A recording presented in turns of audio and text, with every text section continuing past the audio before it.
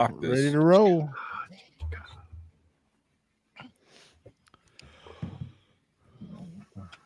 Let's hopefully I don't mess this up every time. So we're not professional around here, so just understand. You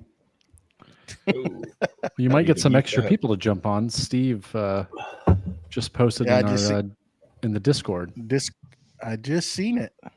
Iderola. Here we go. Yeah. Oh, I gotta join the Discord. I forgot about that. Oh yeah, he signed up for the second best podcast out there. Yeah. The second best, yeah. It's actually the third. Third best. Oh, okay. Oh yeah. All right, guys. Off the cut's still a thing. I compliment you, Jason, on the last name pronunciation. Who's that? Oh, he got it right. Did I? Nailed it. I was very nervous. I was like, I'm not good with these names. All right, guys, here we go. Let's get it.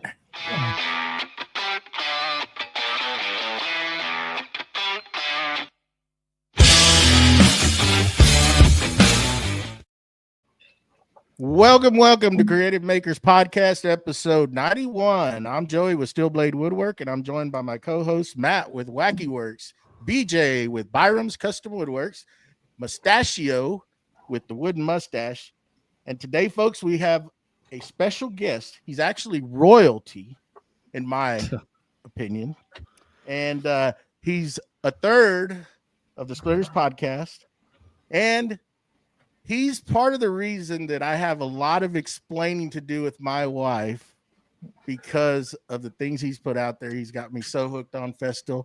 It's Mr. Jason Bentz. I surprisingly get that a lot. I get that a lot when I go to shows. It's very awkward when you meet somebody's spouse and they walk up and say, "So you're the guy." It's your fault. No, it's happened many times. Happened at JLC. You know, she won't send me any pictures of anything that I get, but when it's that Festool box, I get a picture. I get a text. Oh yeah. You got something in the mail today? I'm like, I wish they'd stop putting Festool on the side of them. Yeah, stop. Stop doing that. You know, there's other websites you order things from and they come in a non-disclosed box. Can Festool just go that same route? I think it'll make everybody happier. Maybe they could. It's not a bad idea. Or, you know, Joey, what you can do moving forward, you can get the stuff shipped to me, then I can repackage it. You'll have to pay double shipping, but I could repackage it and put like Floor and Decor or whatever your wife's favorite store is, and they can be like, "Don't worry about it, honey. It's a surprise." This would work. This would work if she wasn't watching this. No, this is. Well, you're the guy. There it is. Yeah, I'm the guy.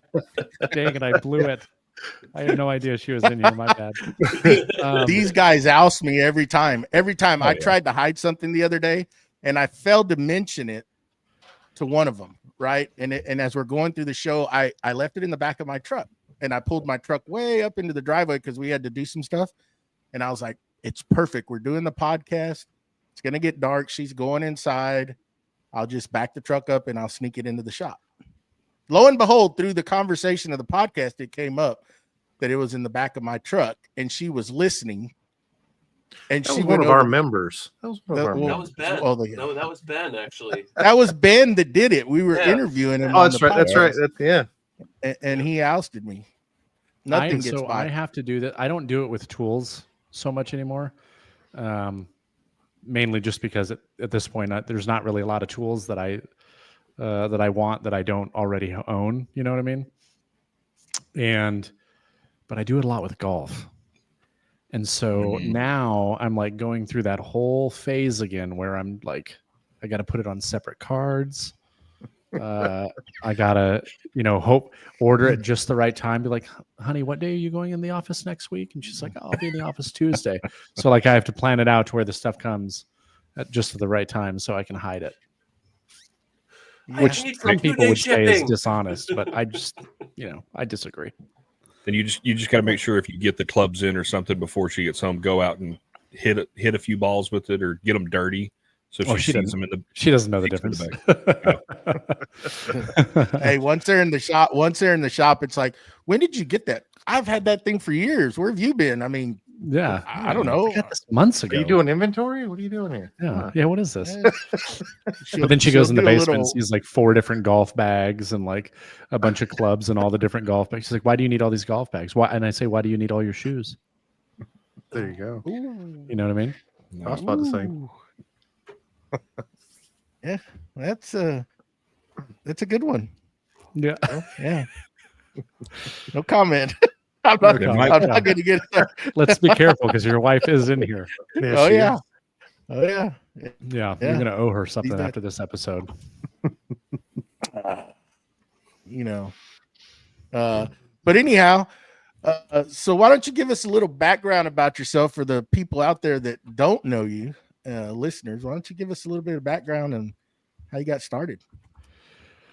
Okay. So I'm Jason Bent, originally from Arizona. I joined the Army. Well, I was a senior in high school when 9/11 happened. And as soon as I graduated, shortly after I graduated from high school, I enlisted in the Army. And I went to base training in 2003. And so I went all over. And when we were finally at Fort Benning, where I was a drill sergeant, my wife, we were getting ready to move from Fort Benning to North Georgia. And my wife looked at me and said, hey, when we move, you should build us a dining room table. And I looked at her and I said, I have no idea how to build a dining room table. I said, well, check out this YouTube video. It was a YouTube video from a guy named DIY Pete. And it was like a typical farmhouse style trestle kind of table using construction grade lumber. And in the video, it had what tools to buy. And I told her, okay, let's do it. And before we moved, I actually went and bought the tools that it said I needed. And then I put it in storage and then we shipped everything up and I moved. And as soon as we moved into our new house, which we were renting at the time, I had all those tools and I was like, well, I kind of need like a workbench or something. So I went on Pinterest and I found a very common, typical workbench, using a little bit of plywood and some 2x4s. And I remember making that and I was absolutely hooked. I was like, that was awesome. I built that. And then I made the table and it just went downhill from there. It consumed me. I just went online, built a lot of Anna White stuff early on, a lot of pocket holes, just like anybody else getting started, really. And, then I started to learn more about tools and then I built something and somebody saw it and they wanted one. And that kind of led me down the path of, starting a business and building things for clients. And then one day, at the time I was an ROTC instructor and I had come from being a drill sergeant. So while I was a drill sergeant, I basically grew this super strong passion for teaching, which I hadn't done in the past. And then obviously I got to go be an ROTC instructor, which is still teaching, but a very different scope than being a drill sergeant. But it was cool because I got to deal with, like, as a drill sergeant, I dealt with, people that were 17 all the way up to, 37, and people that were very smart, very well-versed, very intelligent, to the dumbest human beings on the face of the planet that couldn't tie their own shoes, right? So, like, the whole purpose of being a drill sergeant is, like, you have to learn a way to teach people something where the lowest level and also the most intelligent person could all benefit from and learn something from and understand. And then I went to ROTC, where now you're dealing with primarily and I dealt specifically with third year students, which is the most important year for them. It's a very different level. Like, everybody there is, fairly smart and intelligent, and they're all trying to become officers. And so for the most part, it's, fairly simple in terms of, like, the style in which you teach. Like, everybody kind of gets it. So you don't have to be as diverse, as a ROTC instructor. But I found that I just really loved teaching. And one day I said, you know what? I'm going to do a YouTube video, because I watched a lot of YouTube videos when I got started. Like that was a huge, like literally everything that I learned pretty much was from YouTube, was from online content creation. And back then, there wasn't as many options as there are now. It was Jay Bates and Mark Spagnolo and Woodworking for Mere Mortals and all that other stuff. So I took my phone out, not knowing a single thing about YouTube, and I propped it up vertically, right? Because I'm dumb and I don't know any better at the time. Prop it up on my my miter saw station, and I just start randomly talking for like 35 minutes about how I got into woodworking. It's a terrible video. It's still there. If anybody wants to go watch it, it's god awful. And I remember posting that. I I literally filmed it, took my phone, created a YouTube channel, posted it from my phone, and shared it with some friends. I got like 10 views, super excited, start getting a couple of subscribers. And I found it exhilarating. I was like, that was really cool. Like, I liked that. I want to do it again. Right. And so then I was like, what can I do? Go grab this tool and talk about it. And then, early on, I was kind of just trying to figure out what my strengths were, which I'm sure we'll probably kind of get into a conversation about that. But I was trying to figure out what type of video, I wanted to do and I liked. And I finally had a video hit, and it was a video where I was showing how to make shaker style doors just using a table saw. And this video is still out there too, and it's still one of my top producing videos that I've released on the channel. And I started the video off by saying, this is my first video where I'm going to try to tell you how to do something, so it's probably going to suck, but we're going to do it anyway. That's how I started the video. Well, that video was the first video I had that actually started doing really well. And that was kind of my indicator, like, this is the kind of videos that I need to do. I need to be explaining things, right? I need to do instruction. And so I've veered away from that from time to time. My channel has had peaks and valleys. I've been doing this for a long time. And if you look across the community, I would probably say that my channel is, and when I say this, a lot of people think that it's crazy that I'm saying this, but I would consider my channel to be not one of the more successful channels out there, just because you see these people out that have like 30 videos and have 400, 500,000 subscribers or more. But they make a very different kind of video than I do. You know what I mean?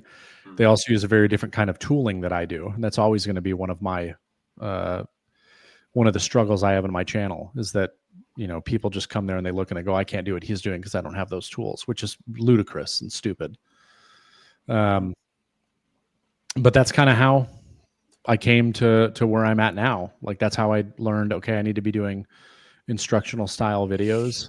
And that's why I continue to do what I do now. Now, I did do 20 years in the Army, and so now this is my full-time gig. I retired in 23, and now I just focus on the YouTube stuff and my business. And playing golf, right? And playing a lot of golf, yes. Which, yeah, so when I was going through my retirement, now that I had more time, I played golf. I grew up playing golf in Arizona. Like, I played golf off and on in the Army. I actually almost played golf for the Army a couple of times. Oh, wow. It just never worked out. But it was never one of those things where I could constantly play, because, I'd go to the field for a training exercise for a month, and then I would come back, and 2 weeks later, I'd be at another training exercise, or we'd be going to Iraq or Afghanistan. I'd be gone for a year. And so it wasn't really something that you could play consistently. And it wasn't until I started, I got away from the military and started to realize, okay, I have time and I have a job now that is producing consistent income, whether I'm working or not.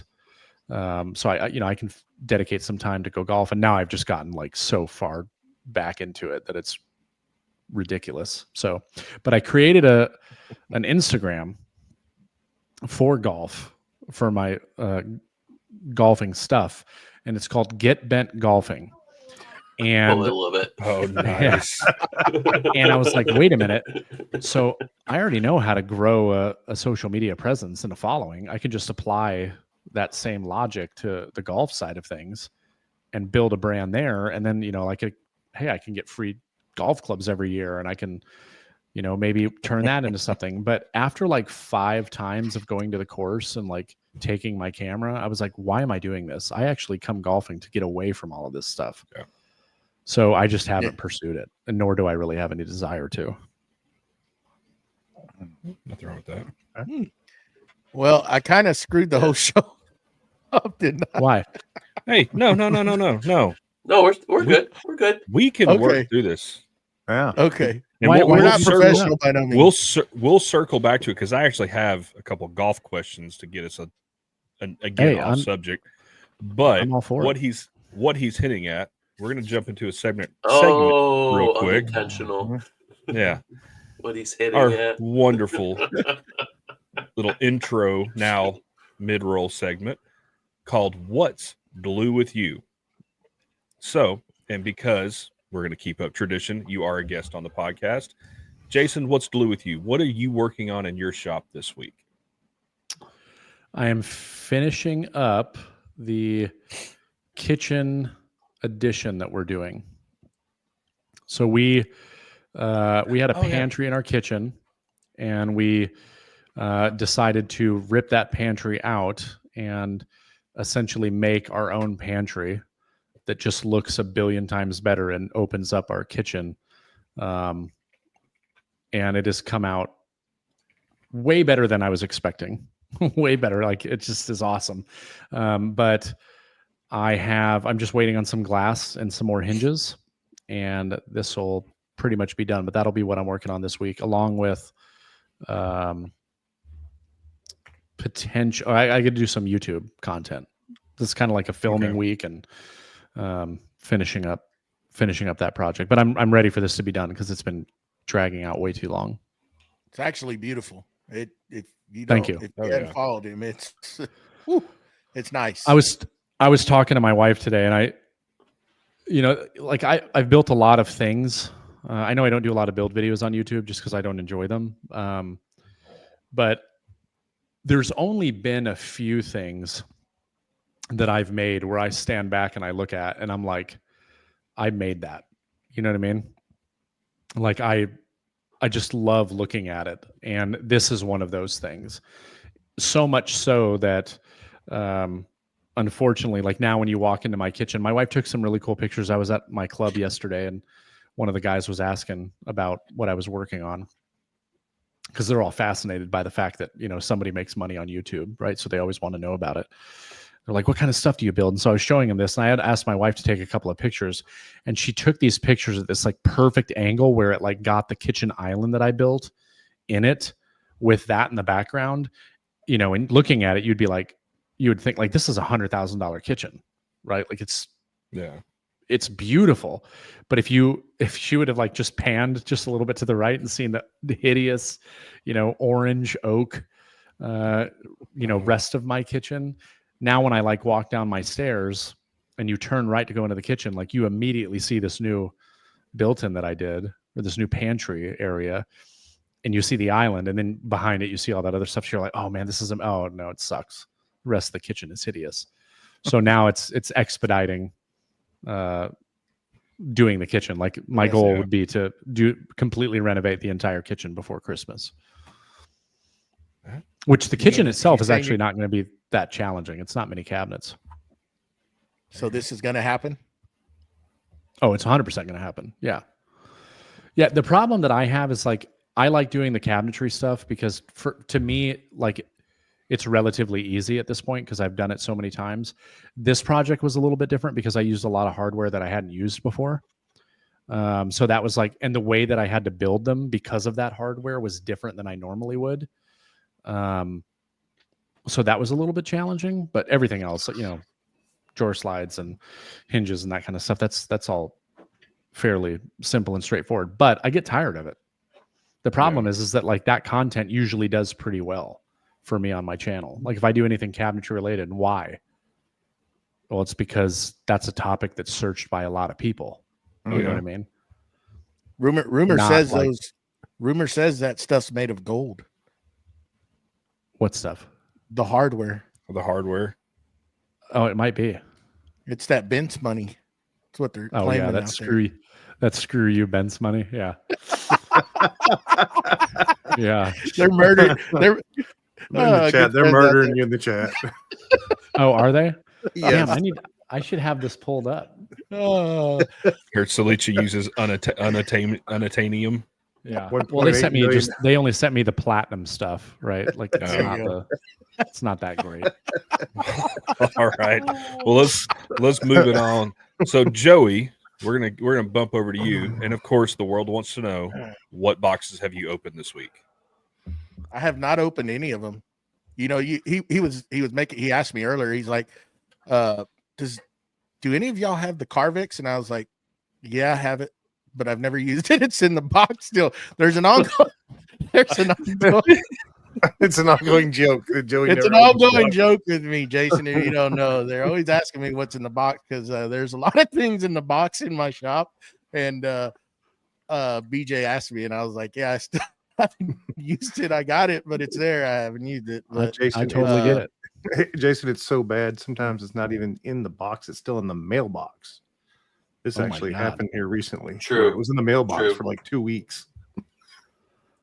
I had my Lamello like 9 months before I ever used it. you see, I'm not the only one. Just busy. Mhm. We're just busy folks.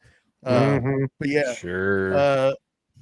I'm working on a project here in the office. I'm trying to finish out what I started about a year and a half ago or so when I added on. So now I'm kind of rearranging and getting all of this stuff set up in here. This was the second phase of it. So that's kind of why I'm doing. That's why everything's such a mess. So yeah, that's about what's going on here. Just getting ready for that new printer that's going to come in. So Oh, I'm excited for you to get That's- that, just so I know if I need to buy it. I am too. yeah, Hopefully, my wife isn't Yeah. watching right now. No. that one's going Well- to come out of the box fairly quick. So it won't Oh, yeah. stay in very long. You know, that's got to come out. The rest That of one's stuff can making you just- money. That's why. Yeah. Well, Yep. I hope. Yeah. Not I Hey, have you'll lot of- find a way. You'll find a way to make some money. Well, Mr. Wacky over there, what do you got going on this week? Well, again, a lot of work at the jobby job, but I did do some 3D printing for the jobby job. Took a inspiration, Mr. Mustache up there did a 3D print for some silica. I guess it'd be silica packets or silica beads. Oh yeah, yeah. the like duscant, yeah. Yeah. Little duscants And so I printed my own. I have a camera box that I built, or that I had, that I made for doing something it wasn't made for, but it works as a humidity box or dehumidity. I keep it at 50% humidity, and we make concrete and we put it inside there, and I have to dehumidify it right at 50%. But concrete, when it's first coming out, is a little moist. So Yeah, I would think so. if the cabinet's not keeping up with that, so I wanted to build something to suck that out. So I did that. Got a couple more things hung up for my memorabilia wall in the back of me here. A couple picture frame kind of things, and that was about it. Not a lot of time in the shop this week, but just even if you're in there for a little bit, you don't realize how much you get done. But Yeah. that's about all I got. What about you, Mr. Mustachio? Well, I actually have an update. Unlike previous weeks. Oh wow. I've been doing some stuff on the 3D printer. I made some of the dry boxes for my AMS, and I got some of those Elegoo bags for your like half-used rolls of filament. So you can put those into those little. They're basically a Ziploc bag, and there's a little valve on it that you can do, like pull all the air out and stuff. And I also moved my miter saw and the miter wing from one side of the shop to the other. And I had a massive like 6-foot cabinet on the wall under the window, which for whatever reason I thought I could just leave it full of all the tools that were in it and everything, and take it off the wall. And I instantly went to lift it by myself, and I was like, nope, I need the wife. So I ran inside. She came out to help me. Didn't unplug. There was a LED light strip on it and everything. I didn't unplug that. And we got it off the French cleat, and we're both holding each end. And she's like, "This is heavy." And she's like, "You didn't even unplug this." And it was behind the 4-inch dust collector pipe. So we had to get it back up on the hook. I took everything out. So my shop is an absolute disaster. There's even more stuff on the floor now. But I did get the miter saw moved over. And now I can kind of, the main thing is just getting the lumber rack under that and getting all the wood put back up on there. So once I can do that, then I can really make strides and get all straightened out. So nice. Yeah. Don't ever tell Mr. Wackerle to help you rearrange your shop, because that's what happens. Before I'll you design it for you, baby. Before you know Say, it, we got 2 shop designers on the show this week, because I know Jason, you do that. I do. Matt, you do it as well? I do. Oh, nice. Yeah. he's Yeah. a big. I enjoy it. I do too. He's real good at what's it called? Well, you use SketchUp too, right, Jason?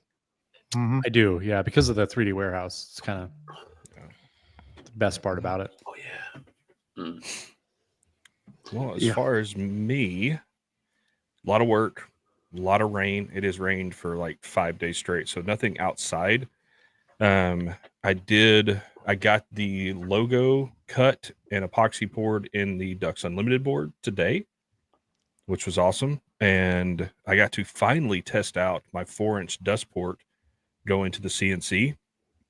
And to say it's overkill is probably an understatement, because it's strong enough to where the excess flex hose that I have, it straightens it out. Mhm. There is no flex left in that hose when the brushes touch down on the workpiece. It takes everything out. And that's even like using a downcut bit. There was not a drop of dust left in the workpiece, which is awesome. I mean, that's what I did it for. Got a little content filmed for social media. I've been slacking. Need to get back in on that. And it's actually perfect timing. I have an announcement, which a few of y'all know about this. We rescued a little critter this week. Her name is Gizmo. And so I'll let everybody on the podcast that's watching meet Gizmo. Is that a sugar glider? That is a possum. That's a possum. It's a possum. So yeah. Looks like a sugar glider. Yeah. Look at that yeah. little adorable. Nasty. She is nasty adorable. thing. Oh.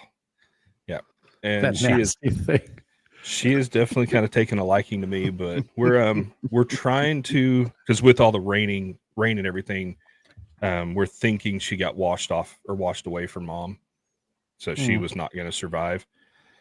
But yeah, so we're trying to rehab this little cutie, and more than likely, because there are some legalities about actually keeping them in the state of Texas, I can get a license to do it. But I think we're going to get her. We're possibly going to just try and find a wildlife refuge or a rescue to get her to, and see if they can't rehab her, and she'll probably never be able to be released. But yeah, It's only illegal if you get caught. well, I mean, and I have a friend that's a game warden, and he's told me he can get me the paperwork. It's just it's a form you have to fill out. Just because possums and raccoons and animals like that, they fall under fur trade in the state of Texas. And so to keep one as a pet, you have to have, there's some thing that you have to have. So I've never seen a possum coat. I don't think that's a thing. I don't think it is either, but you never know. I'm here in Georgia. Leave it alone, Matt. Yeah, we're not going there. Okay. But yeah, other than that, nothing really big going on in the shop this week. You know, it's funny how you wanted to keep it under wraps and you just announce it for God and everybody. Just, I mean, I'm not worried Yeah. about keeping it under wraps, honestly, because I mean, if the state of Texas is watching this podcast right now, it's not like I'm going to fight to keep it. You know, if they want it back, it was either that or let the poor thing die. And I'm sorry, I'm too soft. I've got too soft of a heart to let some poor animal die like that. So, nah, I'm not worried about it. But yeah, let's move on out of this one. Mr. Mustachio has a couple announcements he wants to go over. I do have an announcement. Yeah. We got a new patron this week. oh, So I would like to give a shout out to our 3 patrons. We have Keith Drennan from Blackthorn Concepts, Scott Shirk from Willow Creek Lumber, and our newest is Don Patterson from What's Next Woodworking. Thank you there you go. for Thank your y'all. support. And if you would like to support our ongoing endeavor, we have links on our YouTube, Facebook, and Instagram pages. Follow those, pick your tier, and we thank you in advance. So, Thanks. yeah. All right. BJ, don't you have something to announce as well with Chris? Oh, put the yes. links down in the description You below. got the links. So, those of y'all that follow Chris Salamone, right? Third Coast Craftsman. As y'all know, he's a part owner of Temple Tools. He released an episode this week on his YouTube, making an urn for a friend's wife that has passed away, and they're doing a sale right now and a promotion, and a portion of the proceeds from the sale from Temple Tools is going to, I believe, Children's Diabetes Research or a diabetes research organization. So we're going to have it linked down below. I know he would appreciate the support, and those out there would help it. So if anybody wants to go buy some absolutely phenomenal Japanese saws, Temple Tool makes some of the best, in my opinion. So go pick some up, help out a good cause, and get you some cool tools at the same time. And, hey, go watch his video and, help him out too. So, yeah. There you go. Yep. There you go. All right. So why don't you start it, BJ? You had a question since I haven't used my tool. I know you're dying to know about that Carvex, ain't you? So, And yeah, I this is the picked up perfect guy to answer the question. I picked up the Carvex. I guess it's been about a year ago. I found it for sale on Facebook Marketplace. Some guy was just getting rid of it. What is and I've yet to find a reason to use it. What, any tips or any advice, or should I just throw it back in the box and sell it? Jason, what do you think of the Carvex? So the Carvex is the only tool from Festool that it's very back and forth on people's opinions on it. Okay. I wouldn't say the only tool. It's the Capex is the other one, right? Because it's so expensive, and they're like, is it really 3 times better than the next best one out there? But for some reason with the Carvex, if you go into any forums and anything like that, there will always be conversations about that particular tool. I have it. I like it. I don't use a jigsaw a ton. I don't find a lot of real needs to use one. If I'm being completely honest, what I use my jigsaw, which I have the Carvex, the cordless. What I use it for the most is to break down rough lumber into more manageable sizes. So it's not even like fine work.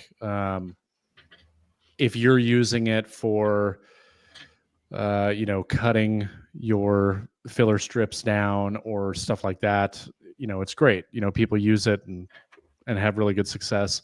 The thing that separates the Carvex over other jigsaws is the ability for it to cut perfectly 90 degrees.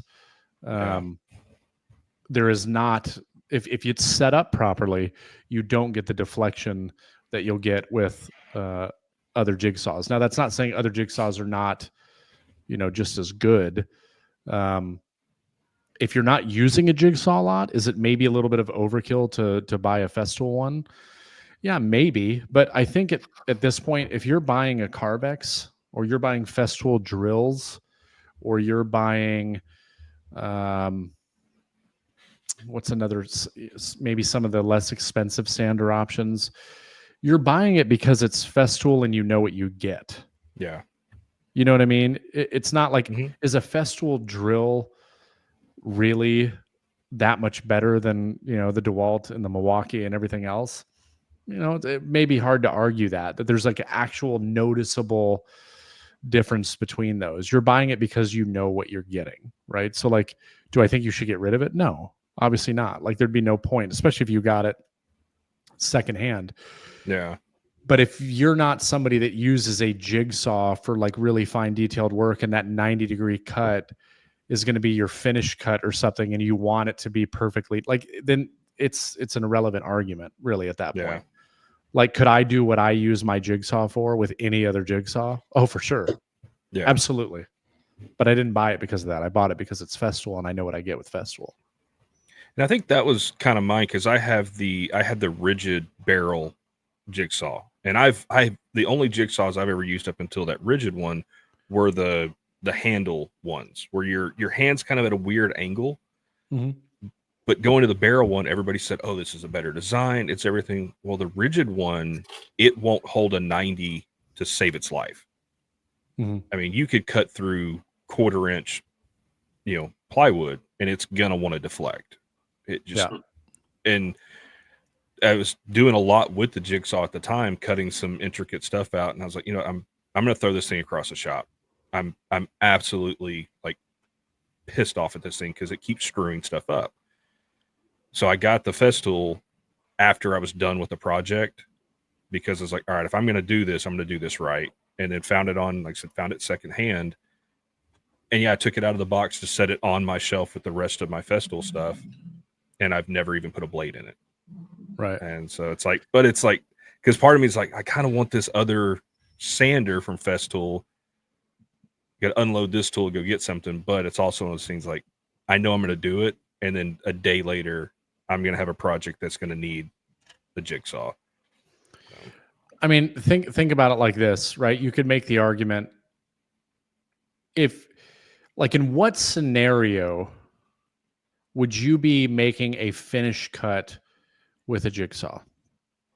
Never. I mean, cutting, I would think the biggest thing for that is like if you're doing like yard signs or stuff for like a school play.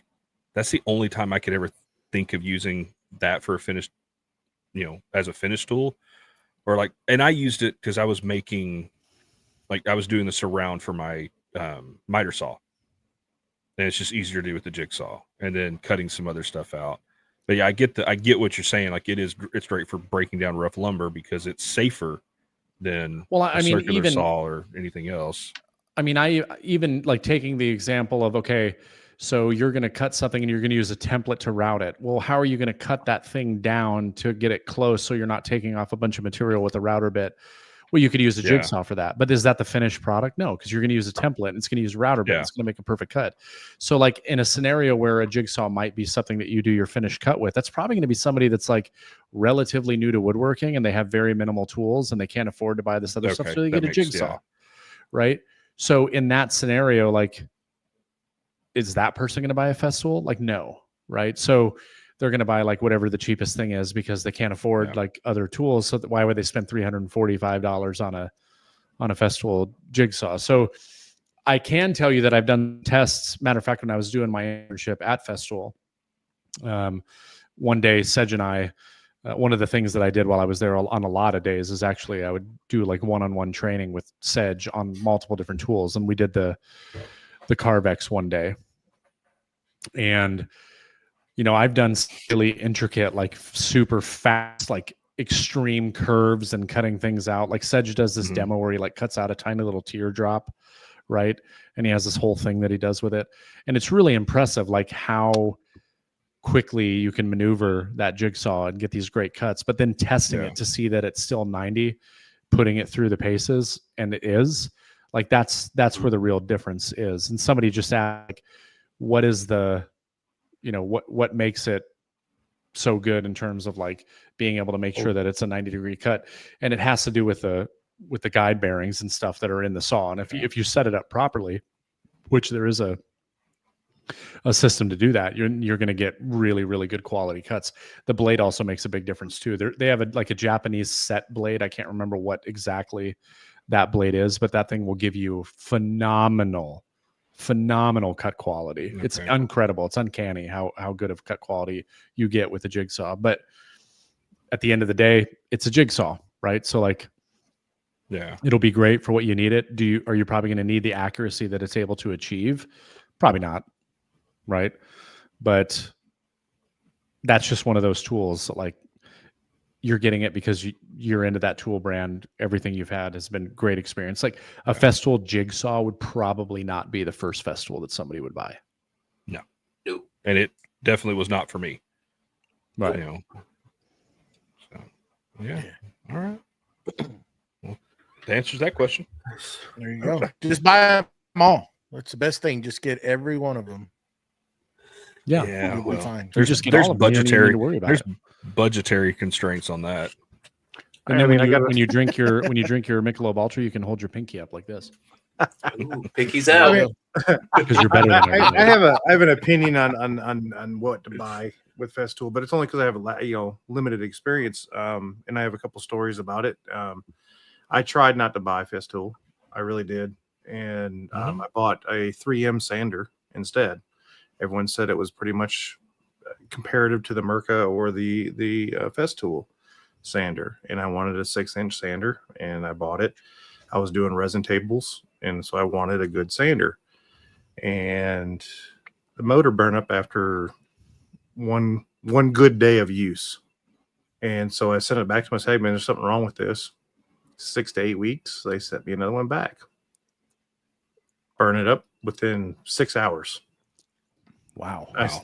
And I said, something's wrong with your product. And they said, oh, send it back to us. 6 to 8 weeks. I said, I can't wait 6 to 8 weeks. Something's got to go on here. And they were trying to get me through some kind of programming on the thing. And I'm like, no. Well, do you have an extractor? Yes, I have an extractor hooked up to it. I have all this done. And I ended up just forgetting it, and I bought the Festool sander, and I don't know which one I bought. I don't know the numbers, like everybody knows these numbers like crazy, but it's a 6-inch. You bought the Rotex. Rotex. That's what I bought, and bought it. I love it. I love that sander. Love it completely. That it's just amazing. And the other one that I bought that I really went through the motions. I like doing wood joinery, but when it comes down to speed and being able to get things together, the domino is just amazing. It's just an amazing tool to be able to quickly join pieces together. Now, if I got time, of course, I'm going to sit there and I'm going to do a dovetails. I'm going to do all my cuts and stuff. But to be able to join two pieces of wood together, it just makes sense, and it just works. Yep. Straight up, you're setting it up. It's micro adjusting. It's a good tool. It really is. So here's the thing that no one ever talks about with Festool. They always, I just had a comment. Matter of fact, I'm going to read this to you guys because it's relevant to the conversation. And it's the last comment that I got on this video. This was the comment. And it was the latest video I did on edge banding. I didn't even demonstrate using a single Festool product in the video, but I mentioned in the beginning of the video, I did a video specifically to the Festool Conturo, which is for the entire system. It is the most expensive thing that Festool makes. It's like $3,400 for the Conturo. It's another, $100 for the accessory kit. It's another $900 for the MFT for the Conturo. If you wanted to get that, then you got to buy the MFK 700, right? So it's like well over $5,000 for the whole setup. I did a video on just that. Then I was like, you know what? I'm going to do another video showing 3 affordable ways to do it. But I mentioned that I did another video about Festool. This comment came in a day ago. I can afford Festool, but I will never buy that junk. It's all just plastic and nothing special whatsoever. It's just expensive to be in that market, and idiots keep buying it just because it's expensive, in my opinion. So stupid. And so you have people that are like that, which is not as common anymore. 6 years ago, that was everybody. If you used a domino, you were, you know, a shill. You were like, oh, you must be nice, Bill Gates, you know, of woodworking. And now if you like can cut a mortise and tenon, people are like, why don't you just use a domino, idiot? Right? It definitely shifted, but you still get people like that have this pure hatred. I guarantee you the guy's never used the stuff, never owned any of it, whatever, right? So the reason that's relevant to this conversation is because people get so focused on the price thinking that it can't be worth it. But you just mentioned that you bought a very expensive sander, 3M. I've used it. Nice sander. But the difference between all of the other sanders on the market that are comparable in terms of cost to Festool, they all have one thing in common. They are all paddle operated sanders. Why I would never use one of those, because my personal preference is I do not like paddle operated sanders. You have to have your hand on top of the sander at all times. A lot of flexibility. It's just, I don't think it's a great design. Are they good sanders? 100% yes. I've heard a lot of similar things with the 3M. I've heard a lot of similar things with the Merca, motors burning up and all that stuff. You sent 2 sanders back, and both times it was 6 to 8 weeks to get a new one. What no one ever talks about with Festool is the warranty. And so when you pay more money for tools, you get a different experience. SawStop is a great example of that, which, to be fair, SawStop is owned by TTS. TTS is also the company that owns Festool. It is also the company that owns Shaper Origin. It is also the company that owns Tanos, which makes all the sustainers, right? So TTS is the parent company to all of these great brands that we all love.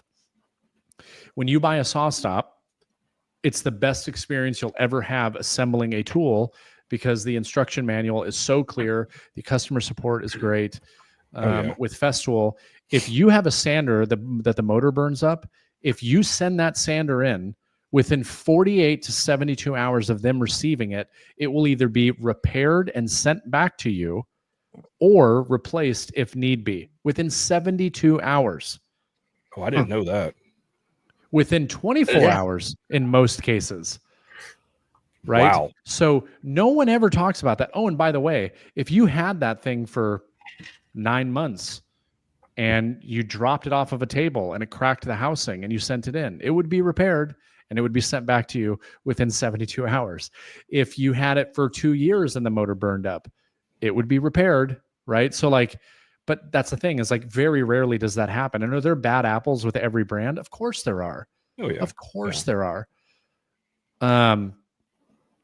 I have a Rotex 90. It's probably 14 or 15 years old.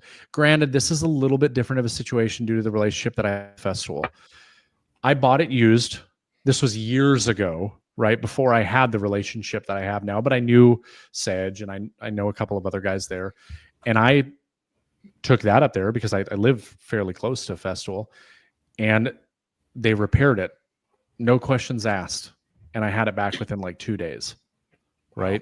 So when you pay extra money, it's not just because of the brand name. It's not just because there's this illusion of like, you know, it's expensive because it's German or it's whatever. Like, they have to charge money for some of these other benefits that you get, but no one ever talks about that. Yeah.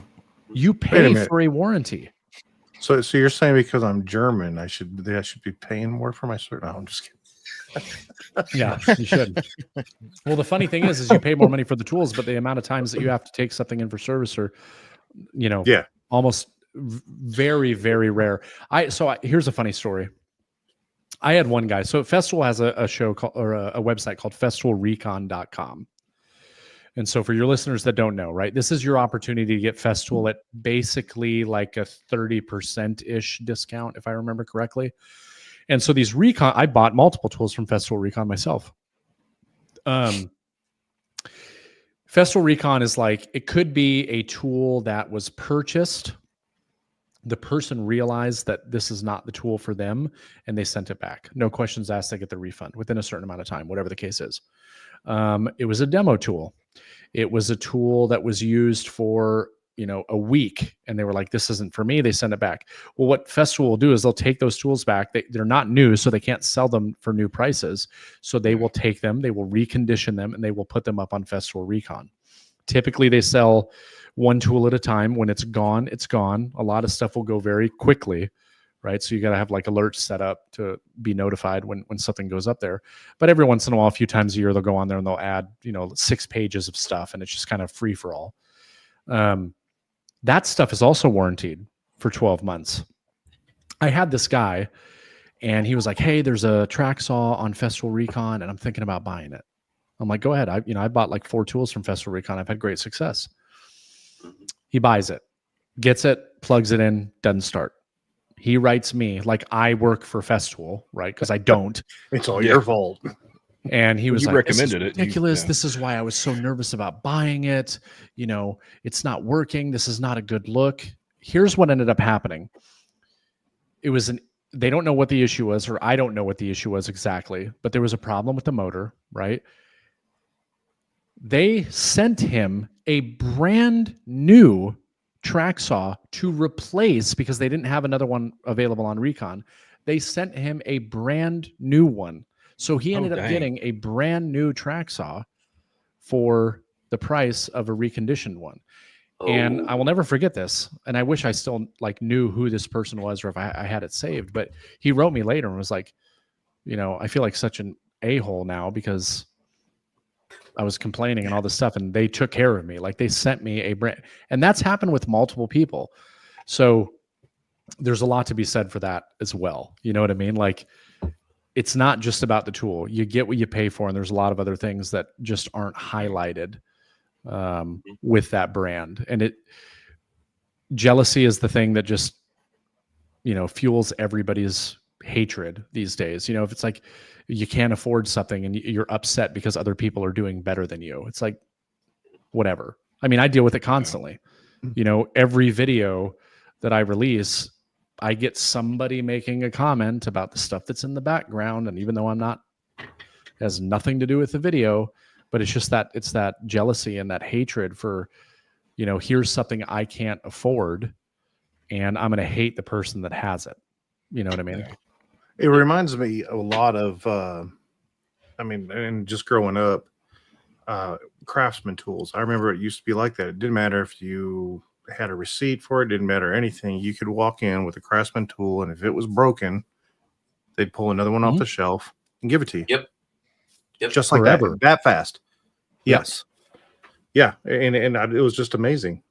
And so that's what the warranty that you talk about, that's exactly what that reminds me of. Mm-hmm. I was just going to show that. Tell them to get bent. Yeah. So we did have a question from the same individual. The same Steve. And I'm pretty sure all of us can voice our opinion on this, but what is the first best tool you would buy? Dust extractor. Looking back. Dust extractor? Oh. 100%. Okay. Yeah, so the reason why go ahead. I did a video about this, the first 3 Festool's that you should buy if you were a beginner getting into it, everything revolves around the dust extractor. Literally every single tool that Festool develops, the very, very first thing that they think about is how to make it the most effective with dust extraction. So having the dust extractor just makes the most sense. Like, I would never tell somebody to buy a Festool sander or the Domino without buying the dust extractor. I'd be like, you should buy a sander, but you need to buy the dust extractor to go with it. And then, you'll get the conversation of people that are like, oh, okay, well, what do I need to buy a Festool? It's like, maybe not, right? But why would you not want the brand that literally works with every single tool and it is all designed to be used together? And when you're comparing apples to apples in that dust extractor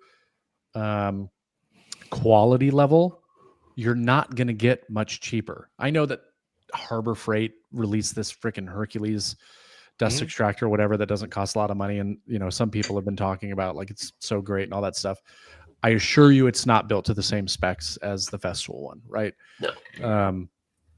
That doesn't mean it can't do the job, but like, why would you not get the thing that the tool is based off of, right? So dust extractor, I think, needs to be the first, and then you build your collection from there. But I would never say, I would say save your money until you can buy the dust extractor with the tool that you want. Not just go out and buy the dust extractor, and then it's going to drive you, crazy, because you're not going to have any of the tools that dust extractor goes with. And then what are you going to be looking for? Yeah. Ways to convert or, put the adapter on whatever. The two complement each other very, very well, but every tool is based off of the dust extractor. That was one of the first thing after screwing around with the all the big box stores for years, the sanders. And finally I was doing a bench top for out in the shop that was epoxy, and I burnt up a DeWalt. And that's when I finally, and it just wouldn't work anymore. So that's when I finally went out and I bought the extractor with the ETS EC150 3-stroke. Mm-hmm. And boy, after that, I was just hooked. I mean, it was like, why did I wait so many years to do that? And then it just progressed from there. I mean, it just works. It's good. I mean, everything, the sanders, I mean, mind you, you don't have to go out and buy all of them. I mean, you've stated it before, but it's just nice to have all, even if you're on the fence, try the 125. That thing is, just the standard entry level. What is it? The EC or ETS 125. ETS 125. Mm-hmm. I mean, that little thing is great.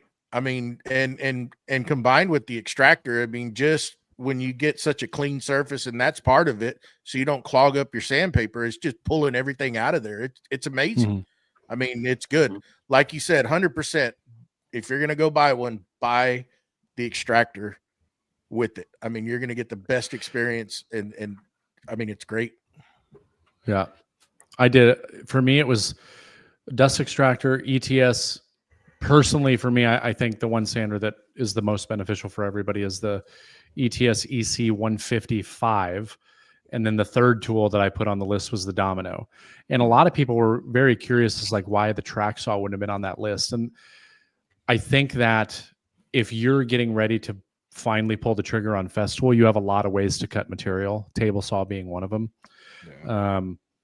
So I didn't find that the track saw needed to make that top 3 list. I would say that to me, that would probably be number 4. But the Domino, on the other hand, it can elevate your joinery, give you the ability to make better joinery stronger and faster, and give you the ability to use knockdown connectors. So it just has a much larger application base than, say, a track saw, right? I might even put the OF 1400 router in front of the track saw. That is nice. Thought about that. That is a sweet router. Love it. Love it. That's a nice router. It's a good one. They got a lot of good tools. I mean, they're pricey, but just like you're saying, everything that you get with that tool. And I mean, I haven't had anything that I've bought from them that has disappointed me. And I look back and Joey's made this comment to me. He's picked on me about it because I swore for years I would never own a Festool product. It's like, I'm not going to waste my money. It's overpriced. It's, the same argument that everybody gives.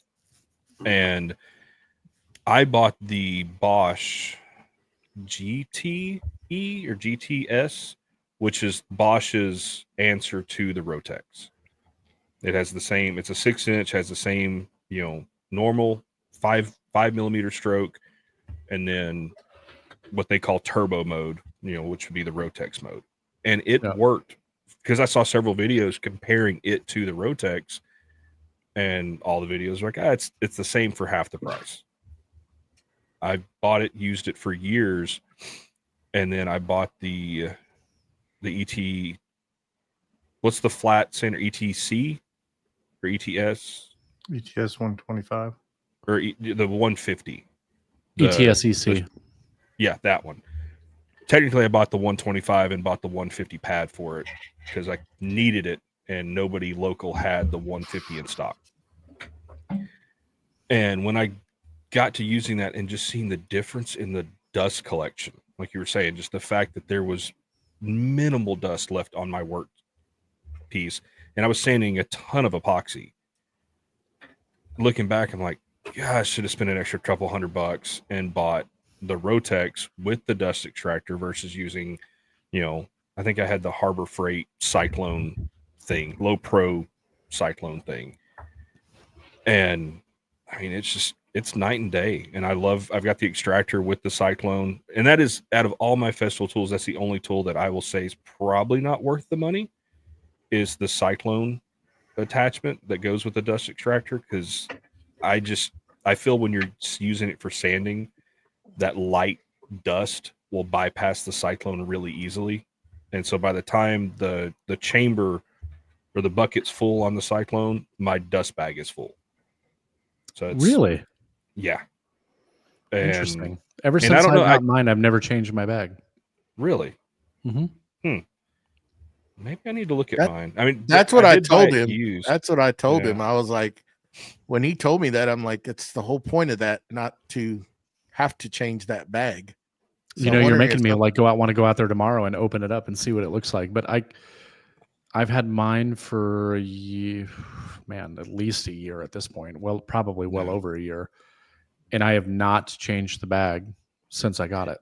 So, okay. So then I'll ask this. So when you're sanding with it, are you running the extractor at full power? Or I never run the extractor at full power when I sand. I wonder if that's what I'm doing wrong then. No, I mean, I don't have it at full power. I have it at like one notch below. Now, I do use 3M extract paper. The 775L, which is the one that has like the spiral pattern holes. I will say that the dust extraction with that paper is not as good as the Festool paper.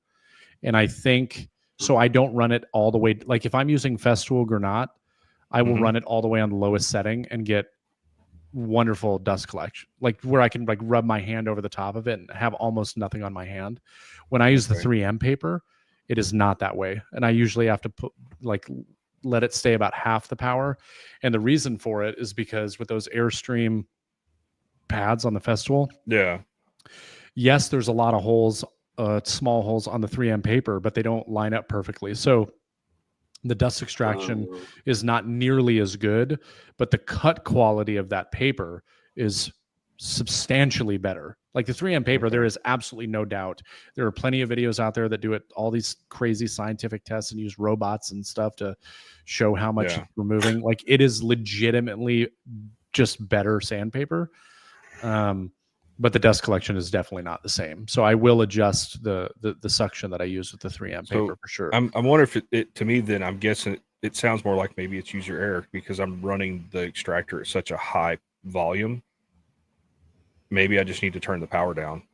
Yeah, I tell everybody, it's up so high, it's sucking it's sucking it through the Cyclone. If you're using a Festool sander with Festool paper on a Festool dust extractor, my recommendation, you turn it down all the way.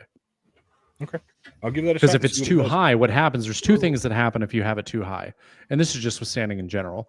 And one of the benefits to having a variable speed dust extractor instead of a shop vac, right, is when you have the suction turned way up, it does two things. One, it's sucking that pad down, right? So it's creating more heat on the paper. It's wearing down the abrasive on the paper faster. And it's putting more pressure on the material than needs to be, because now add your hand pressure as well, which a lot of people naturally are going to feel like they need to push their hand down on it. When you dial that back, it allows that sander to float freely. It's not gumming up the paper. It's not burning up the abrasive as fast. And it's going to have, better dust collection because it's allowing it to extract all of that dust. So you don't need it to, and it's not going to give you these swirl marks as much as it would if you're like imagine if you put a lot of pressure on a sander, like you don't want to do that because you're just digging it in. Yeah. Well, now on top of that, now you have something that's pulling it down, right? So like, why not change that variable? well, let's not put a lot of pressure and let's back off the dust extraction because you don't need a lot of suction to get fine dust, right? Okay. So that would be, the balance that you kind of have to go with. You don't need that much. The only time I have it turned up fully for everything else, a domino, a track saw. Matter of fact, with the track saw and with a router and stuff like that, I like to use a bigger hose. I like to use a 36 millimeter hose versus the 27, right? But with the sander, you don't need anything bigger, and it's bulky and it doesn't work as well. So I would definitely say, try that next time. And I think try it for a while and see if you notice a difference. In the thing, but you're going to burn up paper way faster than you need to, and you're going to have better results sanding in general. Yeah. Okay, I'll give that a shot. I mean, I didn't know because and that's one thing. Like in all the research I did about the extractor, I didn't see a lot of people talking about that. It was just, here's what it does. Not, oh, hey, when you're using this tool, turn it to this. When you're using this tool, do this. And so, all right, well, I'll give that a shot and see. I just threw a new bag in it the other day, so this will give me a chance to test it out. Yeah. Cool. So what else? How is the? I'm good on. Hold on, Joey. I'm good on time too. Don't feel like you need to rush to get me off. I can stay on as long as you'd like. Okay, great. Great. 3 hours. Great. I mean, you're 3 hour. You're paying me by the hour. Whoa. Yeah. Whoa. Oh, Three y'all of didn't us know are that? in Eastern.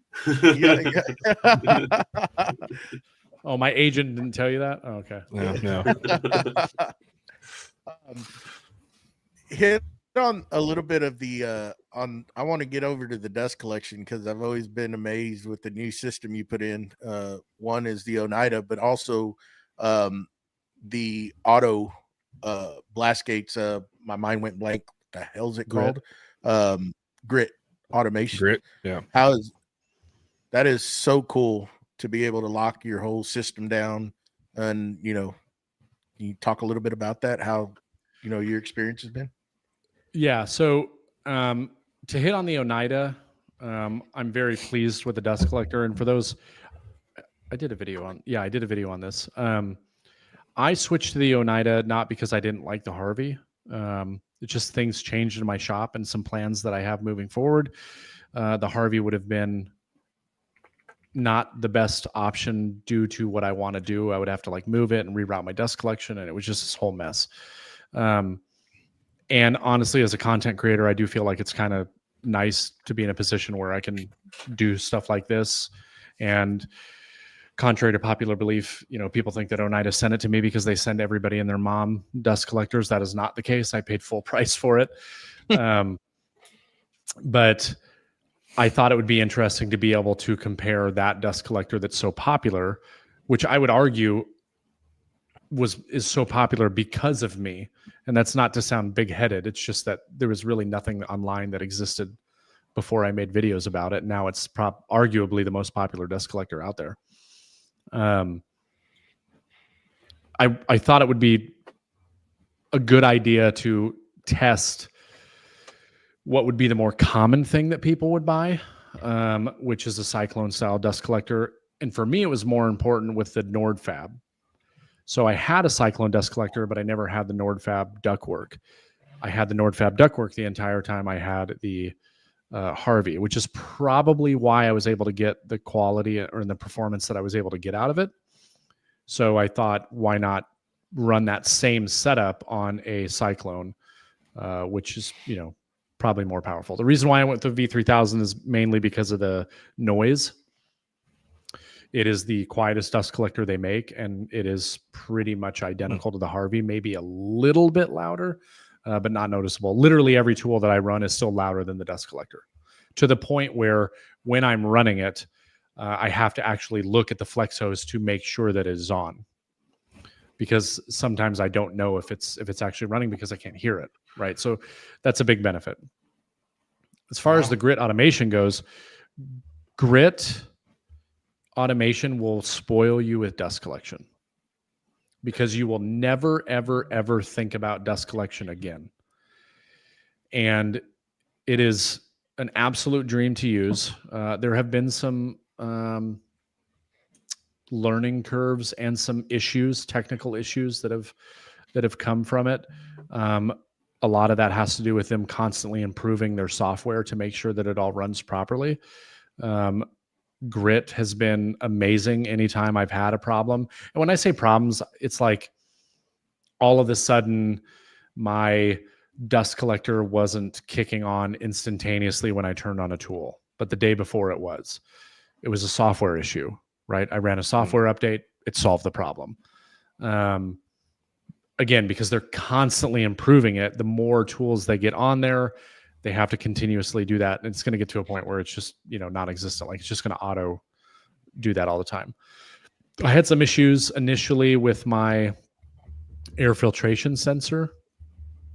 Getting that paired with the Powermatic was a little bit difficult. I say difficult. It wasn't as easy as just plugging in and it's good to go. We were able to work that out pretty easily. But when I go to a tool and I turn that tool on and it opens the blast gate, it turns on my dust collector, maybe it turns on my air filtration because I have it linked to that tool specifically to trigger it. And then I turn that tool off and then I go over to my joiner planer and I hit that, I turn that tool on and dust collector turns on and the blast gate closes and the new one opens. It's amazing. You will never, ever think about it again. Like it just works. The days of like having to go walk around your table saw to open up your blast gate and, or I just need to make one cut. So I don't want to walk over there to do this. And then you get dust everywhere. Like that does not exist with that system.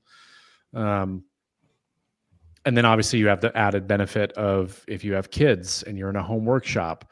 And this was the thing that really drew me. And I didn't know this because they emailed me. They approached me at some point. I thought it was a spam email. I almost deleted it. Because I get stupid emails like that all the time, right? Like, oh, hello, you, right? But it said, hi, Jason. And so when it says my name, I'll typically open up the email. And it was like in my inbox for like 4 days. I can't remember what I was doing at the time, but I finally sat down, opened it up. I'm like, oh, this is interesting. And I went to the website. I was like, wow, this is really cool. I've always wanted automated blast gates. That's all I thought. Then we got on the phone and they shared a little bit of the backstory to how the company was created. And it was created because the guy who invented it had like an 8-year-old or a 9-year-old son at the time. And they were in the shop and he turned on a jointer while they were working. It scared the crap out of him. He's like, there needs to be a solution for this. And he created Grit Automation. Wow. He was like, you can lock out your system to where a child or anybody, when you're not in there, they can go in there and push the button all they want. It's not going to turn the tool on. So the lockout kills all the sensors. So you can push the button as many times as you want to never turn it on because it's not providing power. The sensor is in the way of that tool. So it doesn't provide power to it. And so to me, I was like, wow, that's really good. Because at the time, I think Leo was 4. Maybe he had just turned 5. And then I had a 1-year-old, right? So like, to me, this was great because I travel a lot, right? I go to all these trade shows. I go to all these different events. And, oh, by the way, it's also controlled by an app. So if I go to Texas for the Woodworking Festival and I'm like, crap, I don't think I locked out my tools, I can open up my app and lock them out from Texas. And then on top of that, they have the sensor for the air filtration, which is another benefit because what do most woodworkers have in their shop? An air filtration system, a jet, a Powermatic,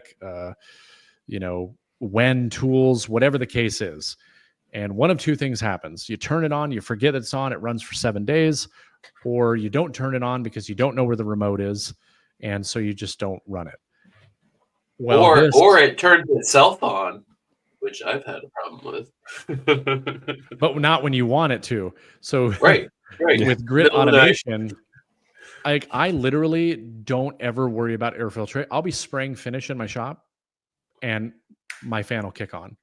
I'll be cutting something on my table saw or I'll be routing something at my assembly table, kicks a bunch of fine dust up in the air. It senses that the particulate got above whatever I set it to and it turns it on.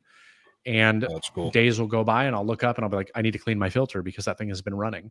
I'll go out in my shop. I open up my garage doors, air blows through and it kicks dust up from the surfaces.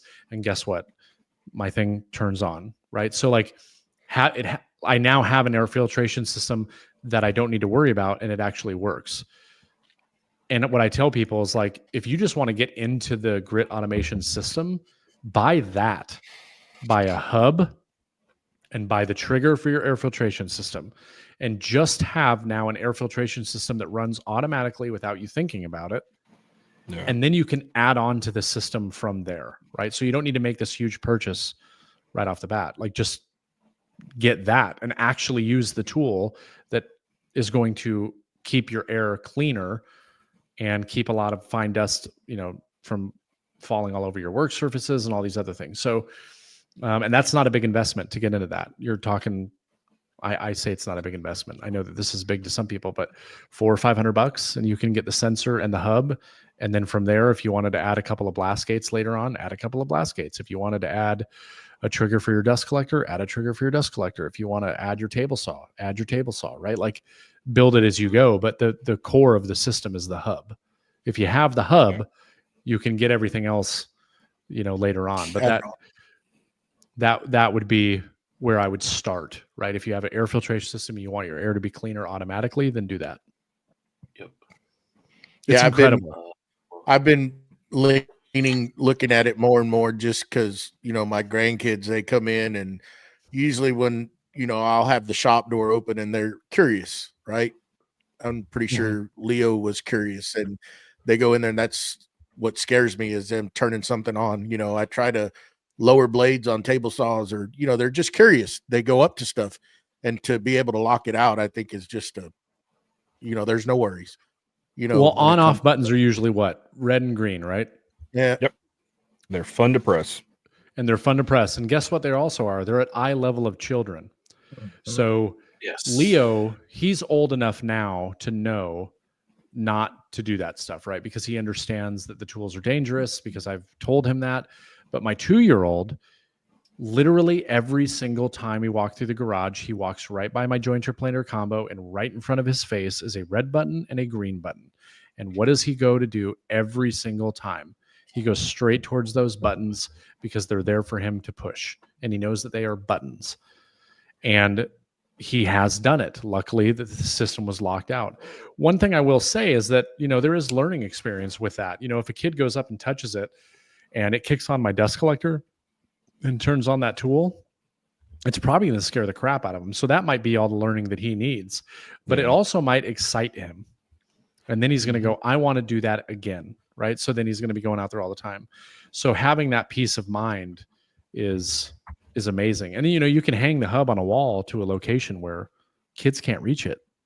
Like, my kids cannot reach it. It's on the wall. Like, they would have to get a ladder and walk up there and then know what button to push to unlock them, and then walk down the ladder and then go push the button. Like, when is that ever going to happen? Yeah. So having the ability to do that, because the next best thing is what?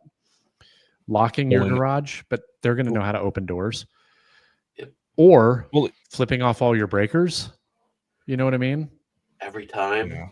Every single time you go out of town, and then you don't have any power in your shop. And yeah. And most tools have that yellow key, that safety key that you can pull. Yeah. But when was the last time? And then if you do it, then it's like, crap, where did I put it? Exactly. Or if you set it somewhere, if it gets knocked off, where's it at?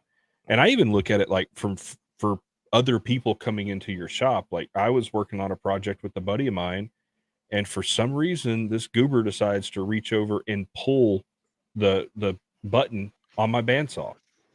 I keep my bandsaw blade detentioned, but it was sitting in just a way where it kicked that bandsaw blade around, and it was the Resaw King blade, and it sheared like 10 pieces of carbide off the blade. Oh, nice. That's what, almost a $200 blade. And he's like, oh, I messed up, didn't I? I'm like, yeah, you did. He goes, what do I owe you? Yeah, take Venmo.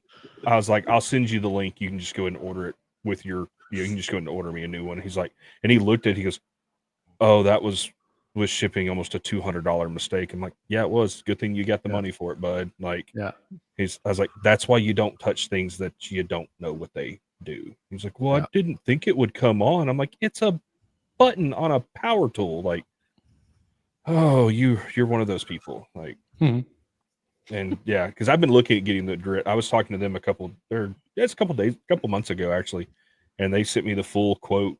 They asked like, "What tools do you have?" And I was like, "Here's what I've got."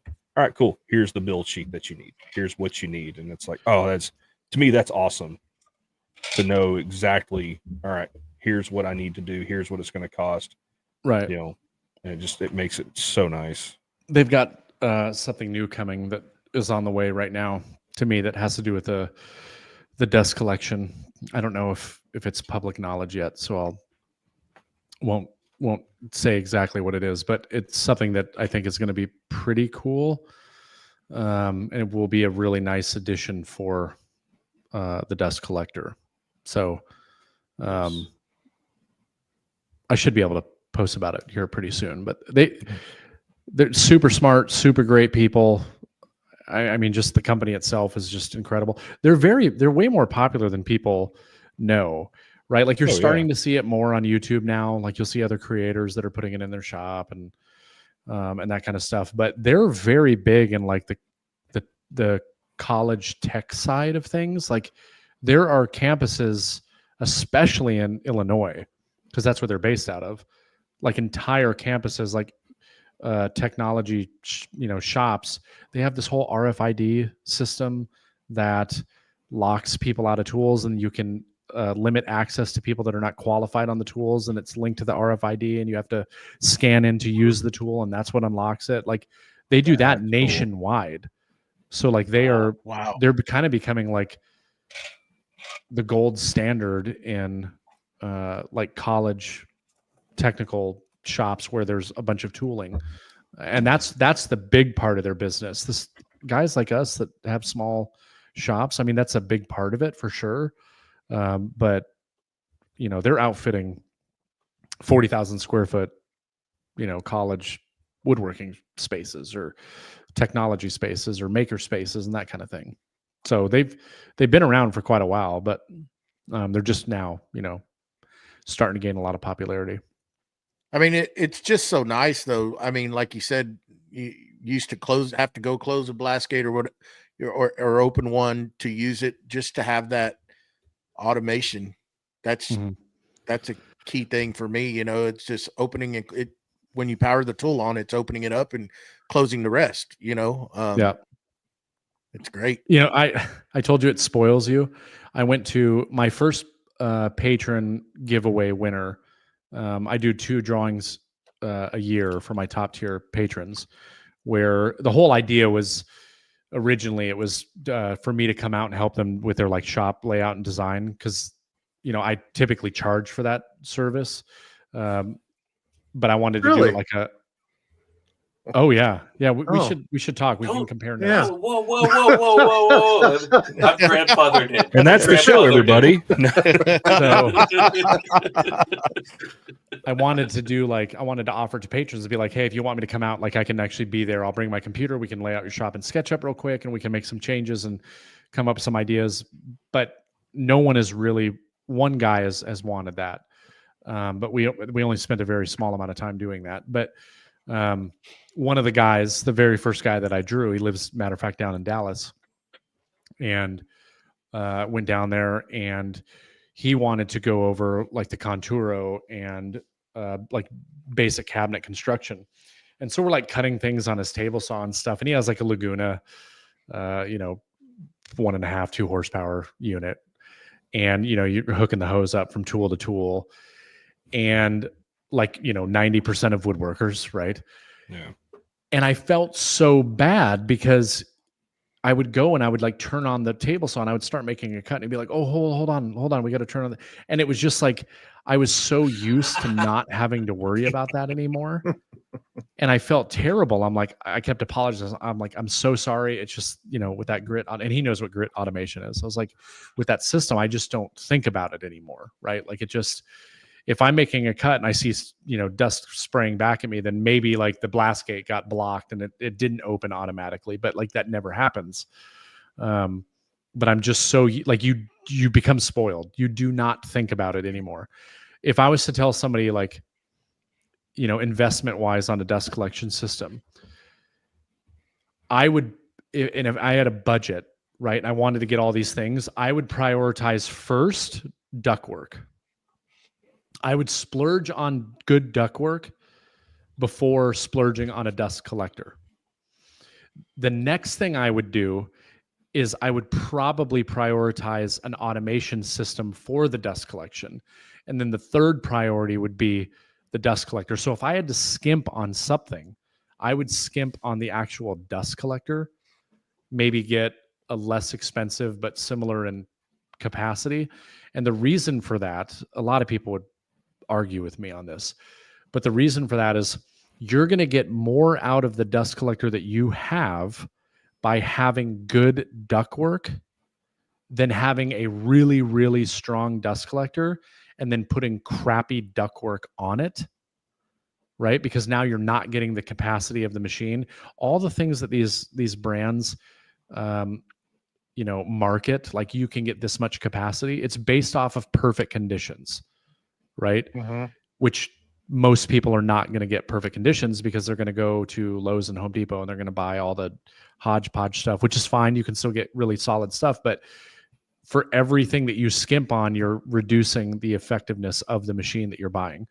So why spend $10,000 on a super fancy, crazy powerful dust collector? Oh, which by the way, most people buy a dust collector that's more powerful than what they even need, because they think like, oh, I need a 7.5 horsepower unit in my 2-car garage. Like, no, you don't, right? Yeah. Like you're running one tool at a time. You don't need that, right? So, but if you have really good ductwork and an efficient run, you're going to get better performance out of the machine. Maybe it's a less expensive machine, but you're actually going to get what it's advertised performance.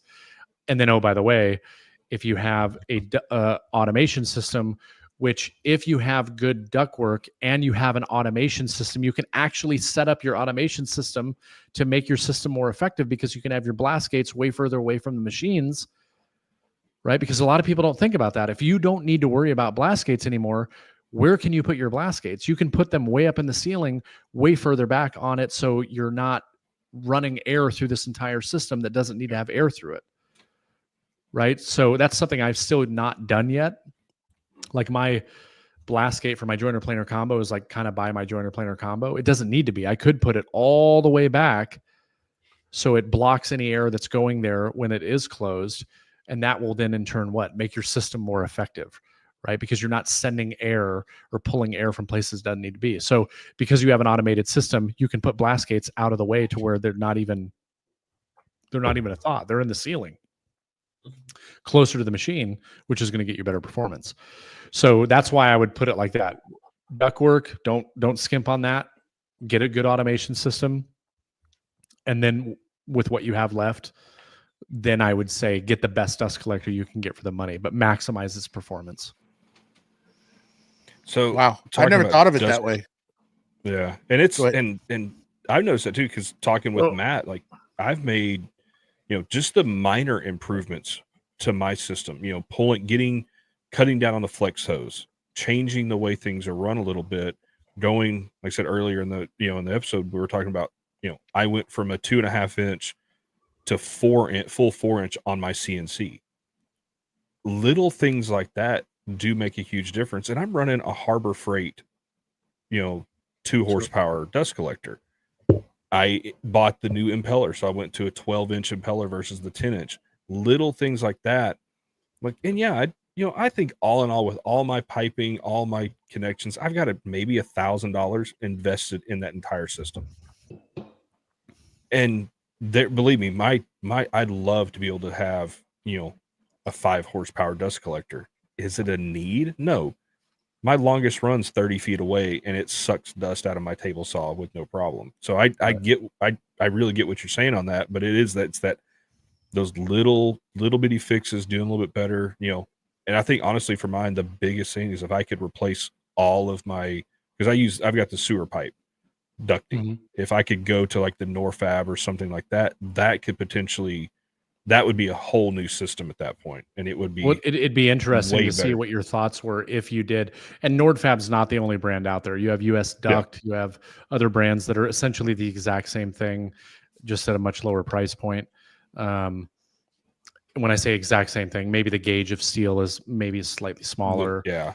But a lot of it is interchangeable. A lot of it is, there are ways that you can modify it. But I saw a significant difference going from PVC and in terms of volume as well, believe it or not. I do feel like the clamp together metal ductwork makes it seem a little bit quieter. Maybe that's just me. I don't know. Okay. The other benefit to the clamp together ductwork is if you ever need to make a change, it is so incredibly easy. And I've had to make changes, and to be able to just unclamp it and take it apart and then put it back together, it is so nice. And there's been so many instances where I was so happy I had it. And then if you ever move your shop, it's crazy how simple it is. You just take it apart, clamp it back together in sections, put it back up, hang it as you go. It's super easy. I've helped multiple people install it, and it's just such a nice feature to have. But it's a creature comfort, right? Like, yeah, I understand. Like, that is expensive stuff. Nordfab is the top price stuff. It is scary on the price. I have a guy that I work with who is a Nordfab.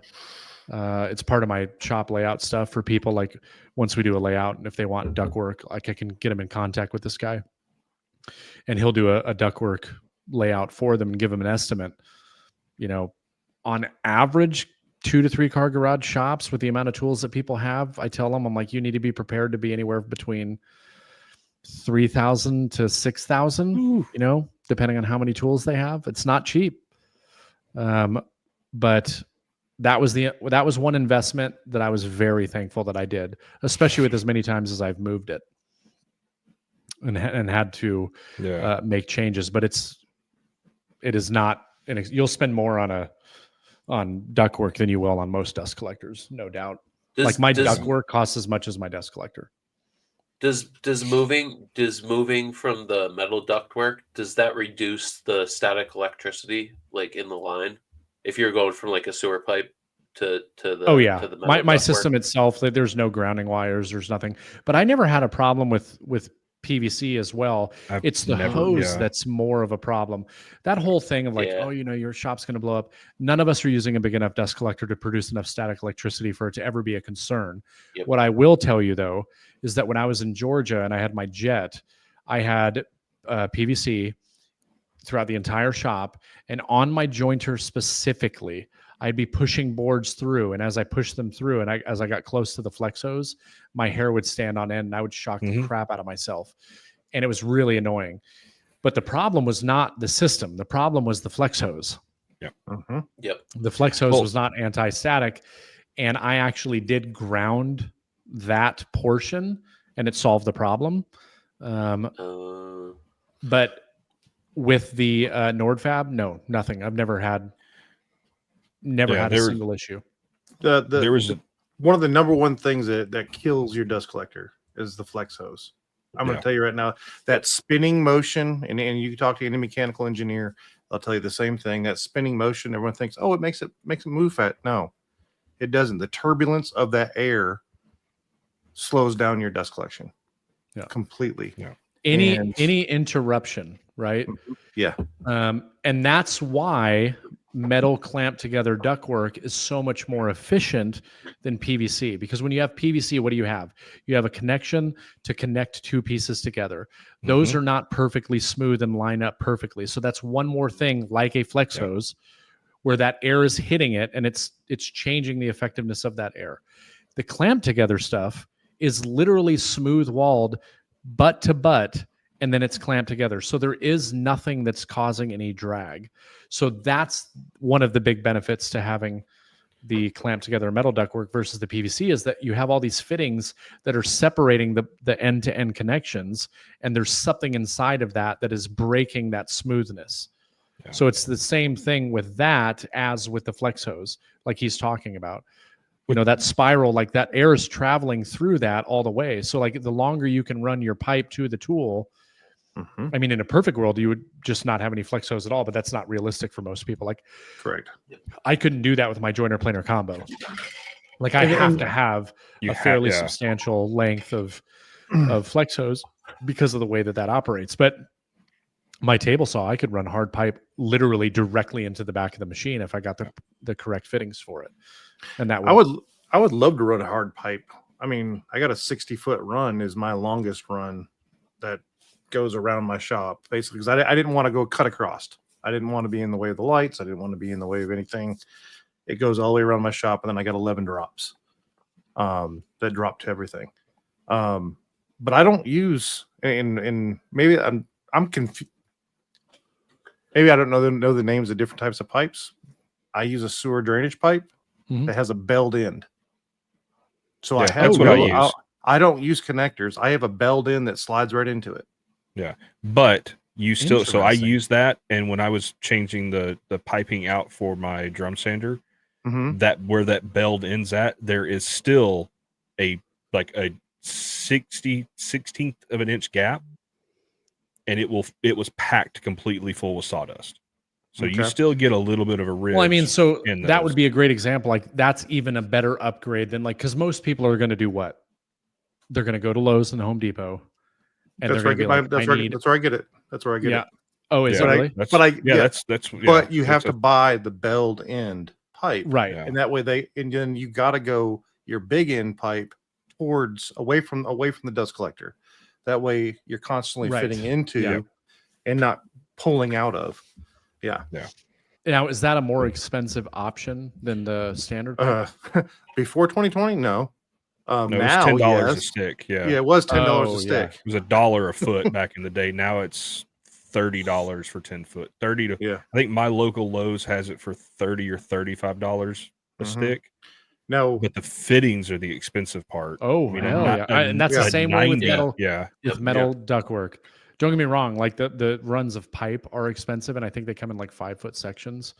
But the fittings and the blast, because here's how it works with the metal clamp together stuff. You've got your pipe, and then let's say you need it to be cut at a certain length, and you can't use the full 5 feet. Well, now you have to have the adapter to make it whatever size that you want.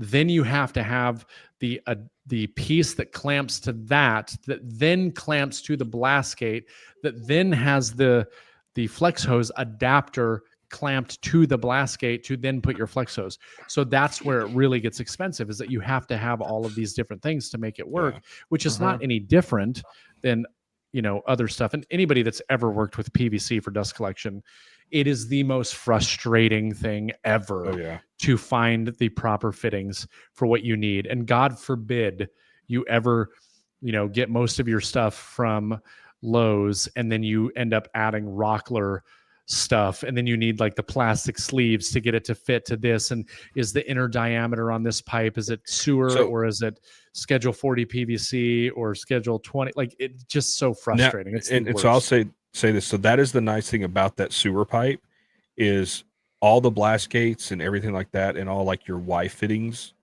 that you buy, they're the same. They slide in and they fit perfectly into that sewer pipe. So you're not getting multiple adapters, but it's like, okay, I need to go to this tool, I need to do this. So it cuts down on that because the blast gates and everything fit well into that pipe. The only thing is that then you're creating a ridge inside that, which is going to cause turbulence, which is causing disruption to where Jason, on that Norfab, it's curled on the end. So you got two pieces that are buttoned together with the clamp. So now that's a smooth transition on your joint, so where I could see you're not messing up the airflow. It's a straight shot going versus, you can kick this around so much. Oh, yeah. Well, I mean, we what would be a really interesting video now that we're talking about it? Mm-hmm. Making the exact same run from a dust collector, utilizing PVC, right? And the exact same run utilizing, like, nothing is different. It's just the vessel that the air is traveling through is the change. I would love to do that. Testing the CFM and seeing what the difference would be between the two. Well, CFM, and then the other one would be negative pressure. Yeah. Because if you do negative pressure, that makes a huge difference. Norfab, if you're listening, Send me a message. I'll send you my address. Yeah. You can send me everything. I'll help. I'll film everything. Jason can do the talking points, and we'll get this taken care of. Yeah, Well, hell, I got probably a not brand new gonna- dust collector that I've never used. So if you send it to me, I'll actually Yes, just we've used actually it. use Yeah. it. Nordfab's tough, man. Good luck. I mean, they may be a little bit different now, but Yeah. I mean, that was Yeah, back in no. my day when I was like, I know I'm that doing- we doing sat this down new and did a shop. video. Me and Joey sat down and did a videos. We did 2 or 3. Ripped some anemometers.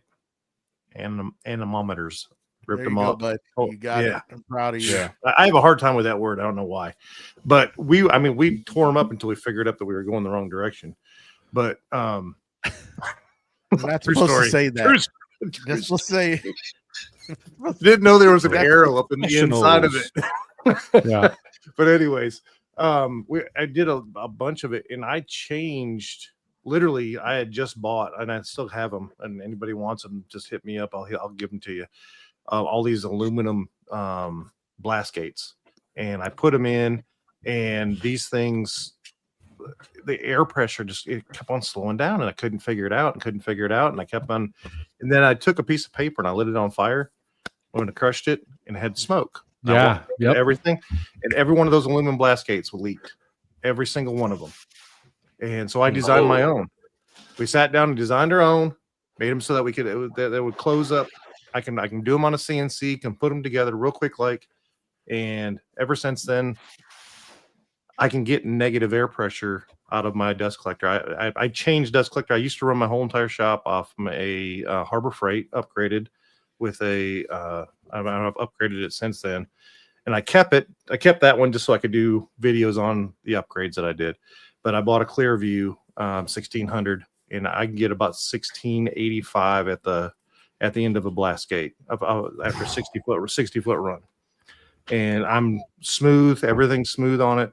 So to say that, listening to everything you had to say that if I ran that same run and ran it off from the Norfab stuff, and if it would increase, I'd be interested. I would be Yeah, interested to see that. That actually may be not a terrible pitch that you could do. I don't know how. I mean, maybe Nordfab wouldn't be super into it, but something like US Duct might be. I mean, just about every company now, they're a lot more interested in working with people that have, social media followings or do videos like that, because the value that you would provide by doing a video that, essentially scientifically shows like, hey, look, here's the deal. Here's what I'm getting now. Here's what I get just simply by switching to this. If you want to get the best performance, that's all you need to sell something. You don't need to make it like a sales pitch. You just need to show the value. Yeah. If you can show the value and prove why something is better than something else, it sells itself.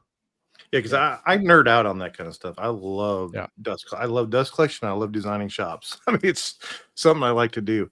And we sat down and did all these videos and cut them up and figured everything out and did numbers, and I'm calculating everything out and doing all the mathematics on it. And come to find out, it was the 2 killers in our shop. Well, 3 killers in the shop was 90s. So you always want to do 45 with at least a 1 foot stick on it, and then a spiral pipe and the blast gates. The blast gates, if you look at the design of the blast gates and just take 2 small pieces of pipe and put them inside of each one of those blast gates, the blast gate is a 1/4 of an inch thicker all the way around. Well, if that's 1/4 inch thicker all the way around, you're losing a 1/2 inch diameter just off the blast gate. Mm-hmm. Yeah. Your volume is no longer the same.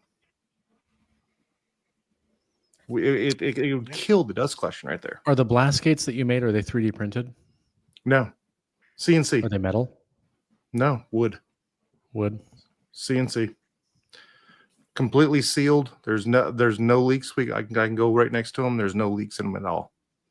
So the only thing is it's got glued in PVC, the exact PVC pipe. And then when the pipe is the inside cut is cut to the exact inside diameter of the pipe. So there's a smooth transition all the way through. This guy went down a rabbit hole like you wouldn't believe. And he was trying to drag me along with him. And I was like, absolutely not. I'm done. I'm not doing it. I mean, I had a cutoff point. It's like, I'm not doing no more. Cause he kept trying to, we were doing a comparison. He would do a certain change and I would do a certain change. And we were comparing numbers. I mean, we got real nerded out on this because I don't know why. I don't know why the hell we, just to know. It was just one of those things to it's know. every small shop is trying to do this without spending a bunch of money. And so we went through these changes. And that's the majority of people. Yes. Correct. That's your 90%. It was the thing was because Harbor Freight, of course, tells you that you're going to get this much CFM. And like you said, in the perfect scenario, you will, right? But when you bring all of these woodworkers in that are putting it in, they're not making their runs correctly, and you're not going to accomplish those CFMs. You're not.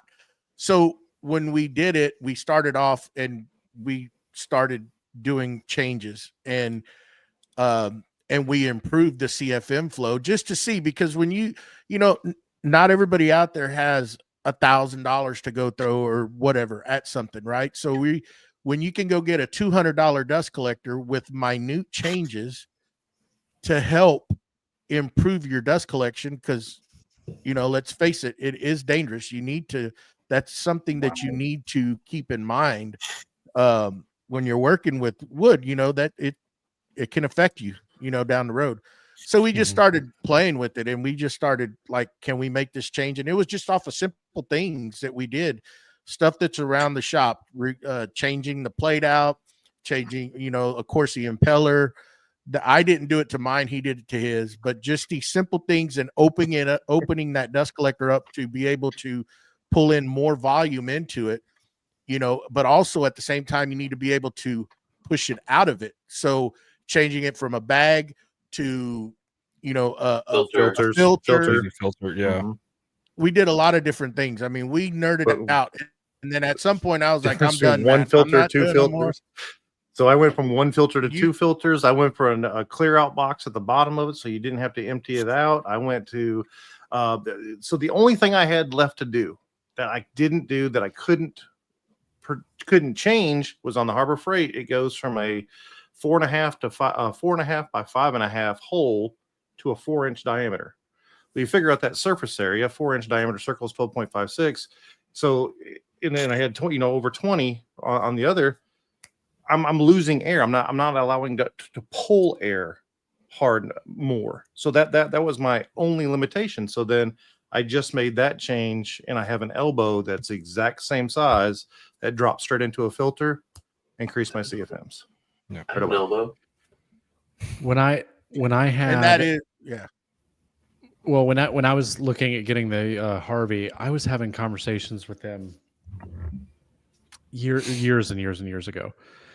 But they put me in contact with this guy who had been in the dust collection and airflow and ducting industry for like 40 years. This guy must have been 85 years old. We spent an obscene amount of time on the phone together. Like, he was just an older guy that just loved to talk about stuff. And this guy had more knowledge on how to maximize CFM and airflow and the science behind it.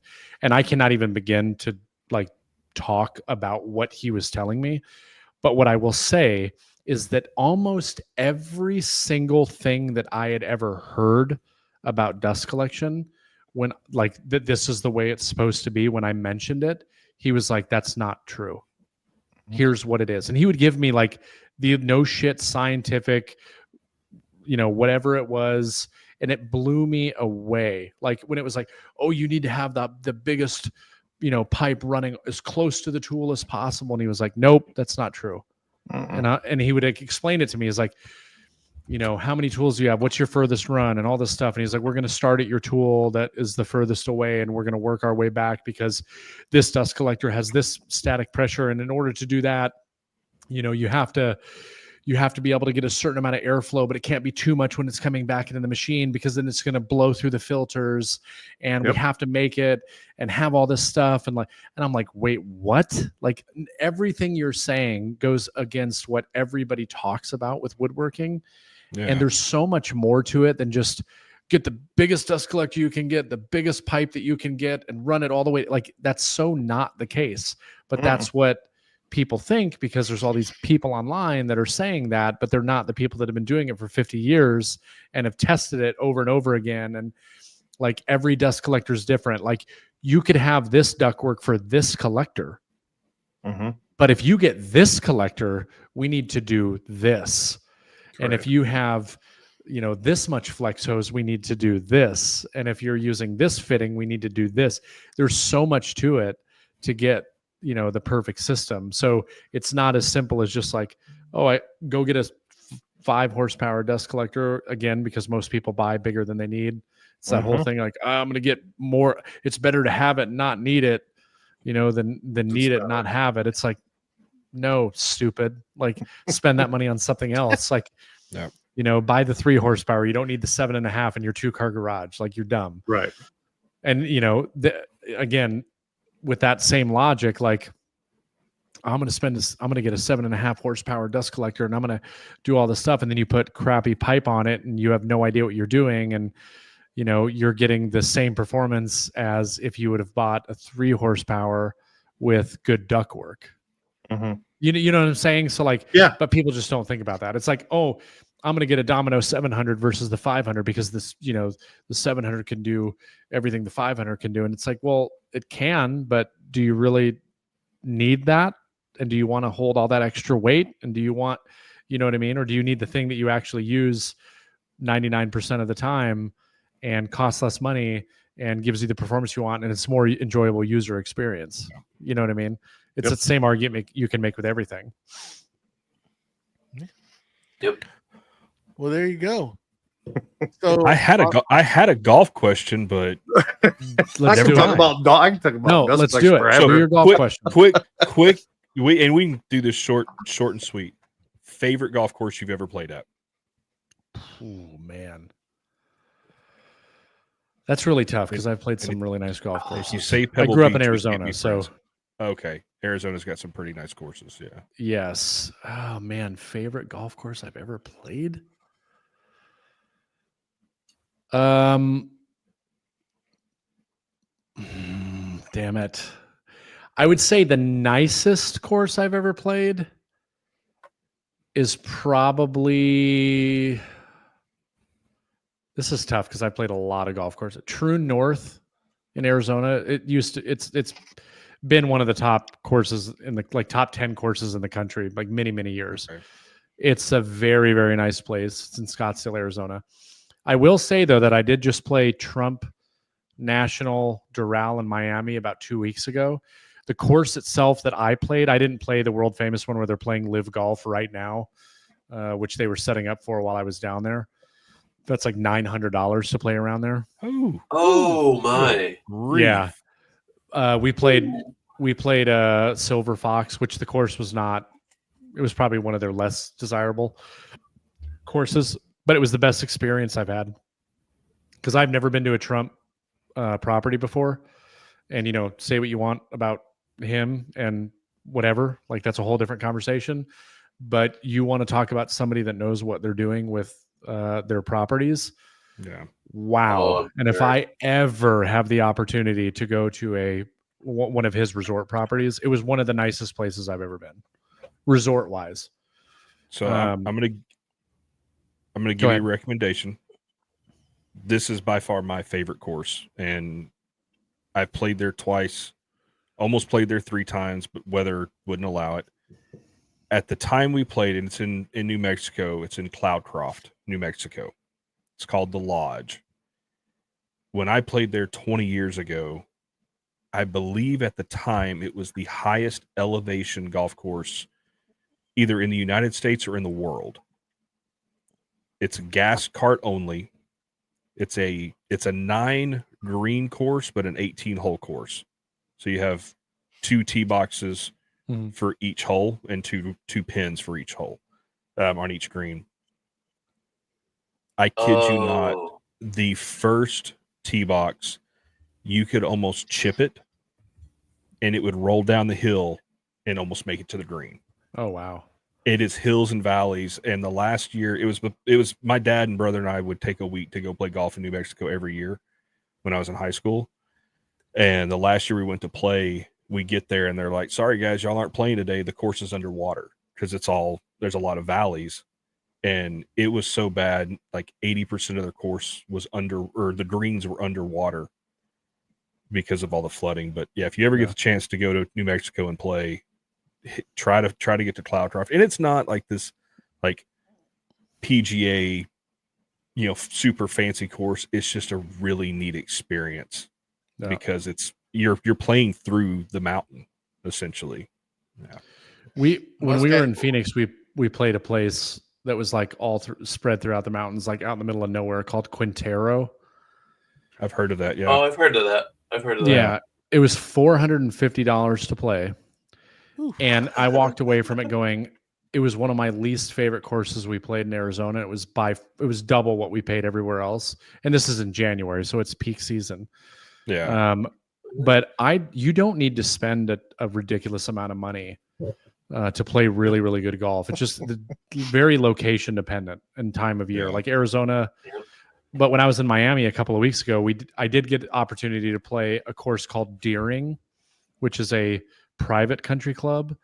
And it's like very exclusive. And like most people that live in Miami will like never get the opportunity to play there because it's like $150,000 initiation fee to become a member there. But one of the guys that we were playing with was a member there. That was a nice course. That would probably be in my top 5, maybe. Like it was really, really, really nice. I mean, Florida golf is just awesome. Yeah. But yeah, I love it. I'm an hour from where the Byron Nelson's held. Really? Yeah. And I've never played it. I've worked it because I worked for one of the sponsor companies, or the sponsor company. It's a beautiful course, and I want to get out there and play. So if you ever make it to Dallas, Texas, hit me up. We'll go play the Byron Nelson. I was in Dallas twice last year. I'm going to be matter of fact, I might be in Dallas in the next 2 months. Well, shoot me a message. We'll try to get if we can, we'll go get a round of golf in or something. I can tell you 2 golf stories of mine. One, I was 14 years old, and there was a sign in this country club that I lived down the street from that said that they'd pay 25 cents per golf ball. So we found some golf balls in the woods and stuff like that and took them up there and got money. I'm like, man, this is easy. I saw these guys driving these balls in these ponds. And I was like, huh. So we went down into the pond and started swimming and started pulling up golf balls. And we were getting golf balls out of these ponds. We took him up there and he's giving us money. He says, "Where are you getting all these?" "Oh, out of the woods." "Yeah, out of the woods and stuff." He ended up catching us down there and ran us off out of there. But that's my first story. And then my second story is a contractor. One of my first major jobs I did down in South Georgia.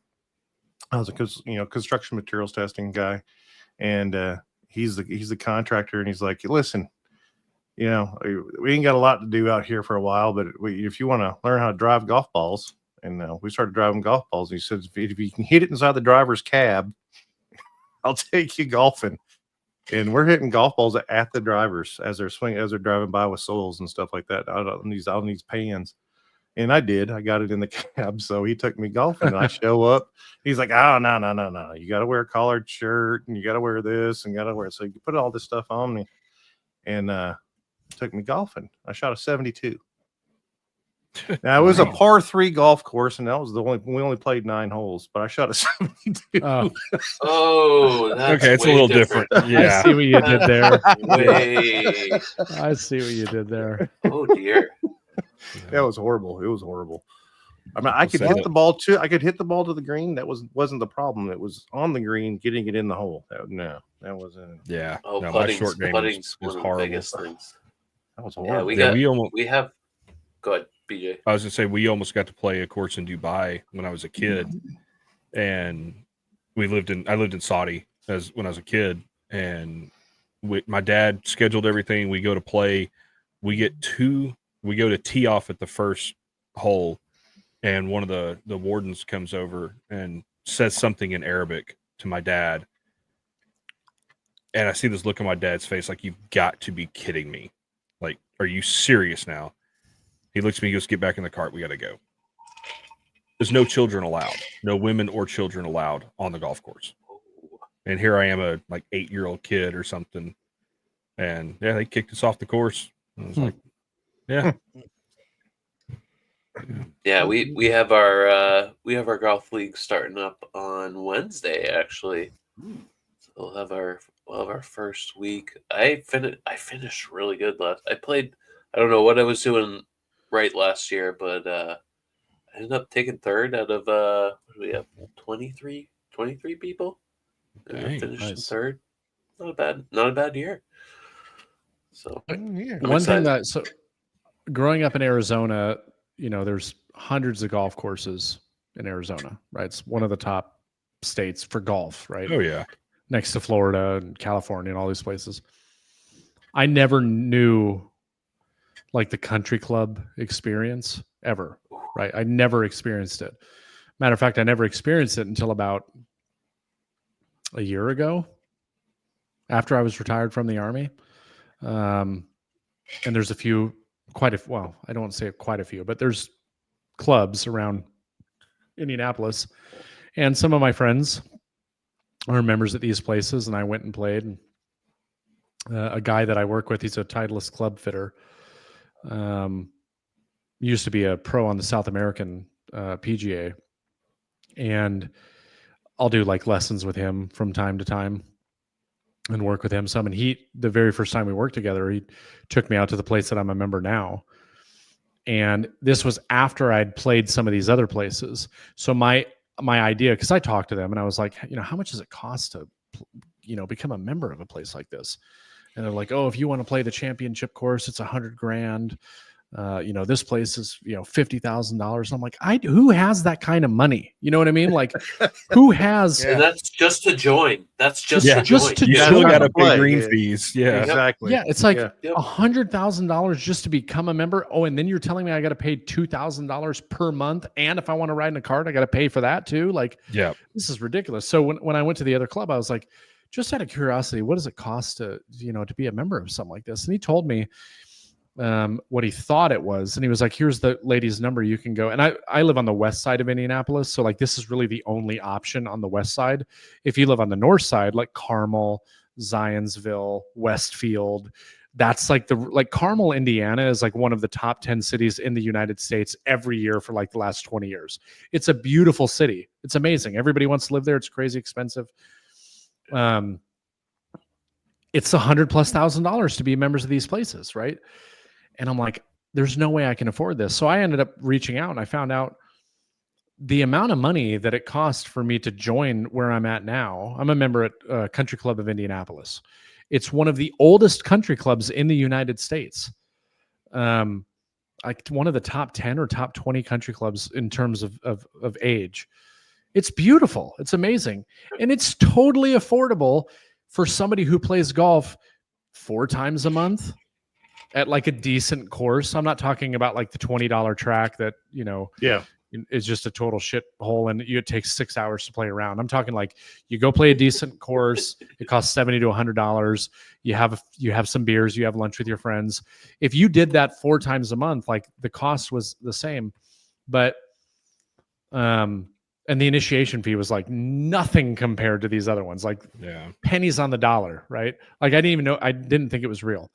But I joined, and what I realized is like it's a very different experience, and it's actually made golf more enjoyable. And I thought that I would be worried about playing the same course all the time, but all I think about is just going to that place where everybody knows each other, where you can essentially have the course to yourself. Like it's almost like it's your own place, right?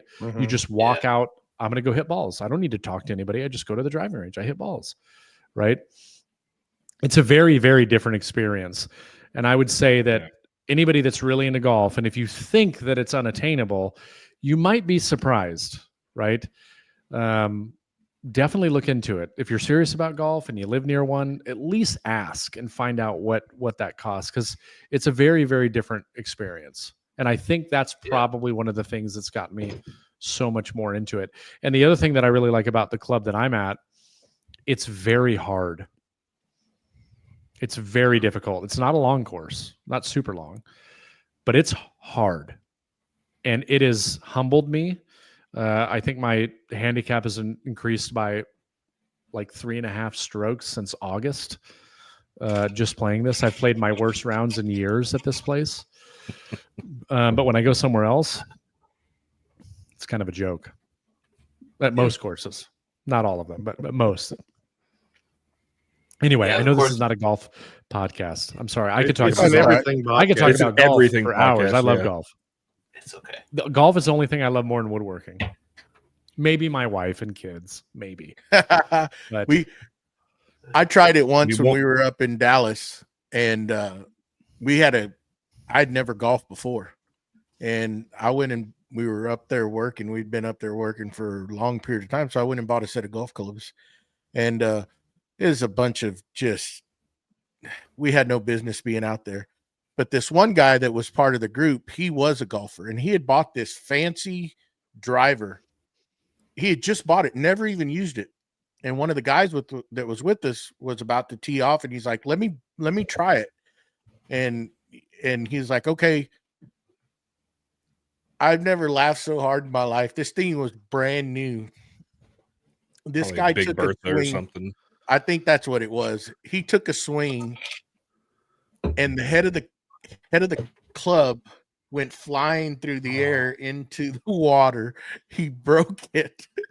The guy never even got to use it.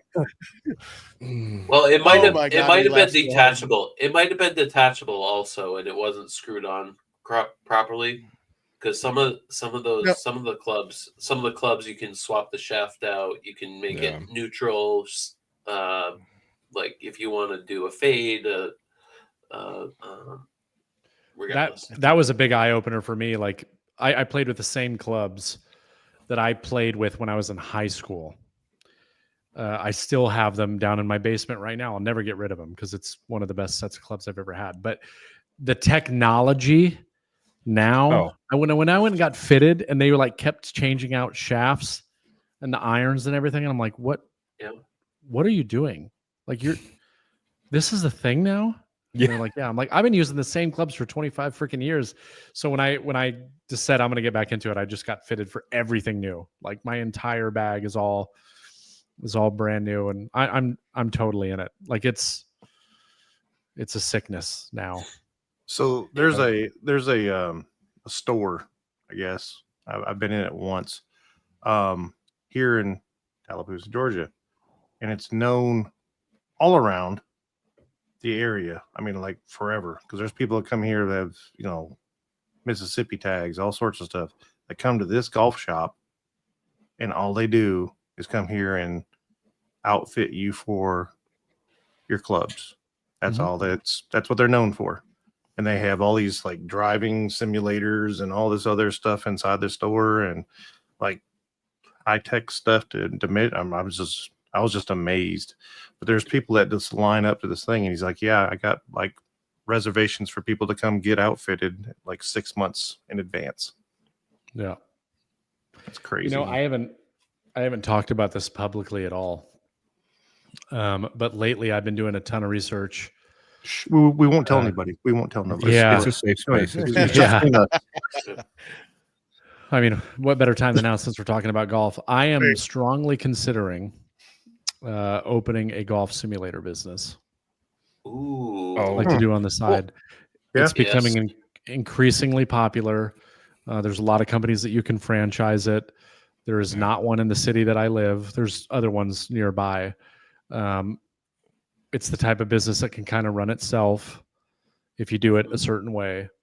But I'm very interested in doing it because, now that we've at the point that I'm at now in terms of social media, and I'm not, you can only look for tax deductions for so long, right? Yes. You can only buy the next new thing so many times before it makes sense. And like spending money, buying new tools that you don't really need just to get the tax deduction, it's like you're spending $1 to save 60 cents, right? It's not, write-offs are not as great as people think, but it also sucks cutting huge checks to the IRS that you get nothing for.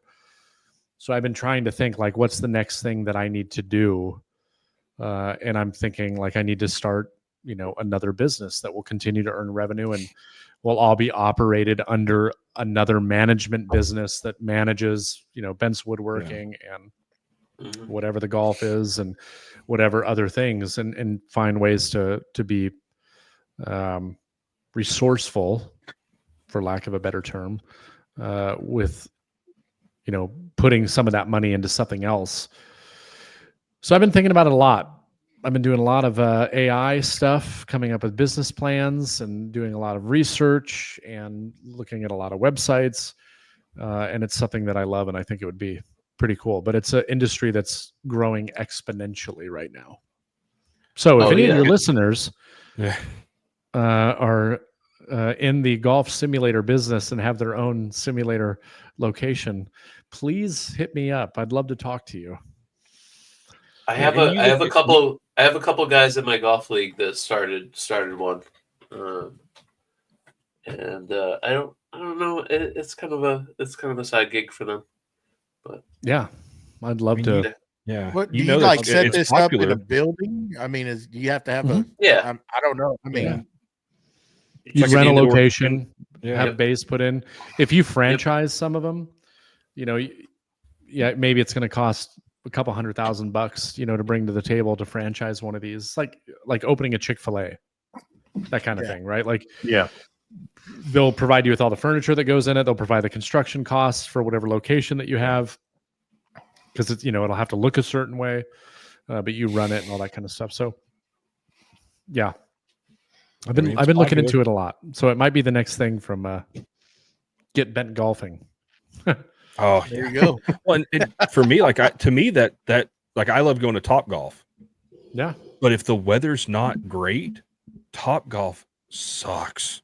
Because if it's too hot, you're miserable. If it's too cold, you're miserable. If it's too windy, you're miserable. If there's too many people there, you're miserable. At least I'm miserable because I don't want to deal with. The last time I went, we were dodging balls, which you wouldn't think you'd have to deal with at a driving range. Yeah. But just you get a bunch of kids that just don't know what they're doing. And it's like, well, that's the cool thing with like if you were to have a place like that and it's a subscription based model.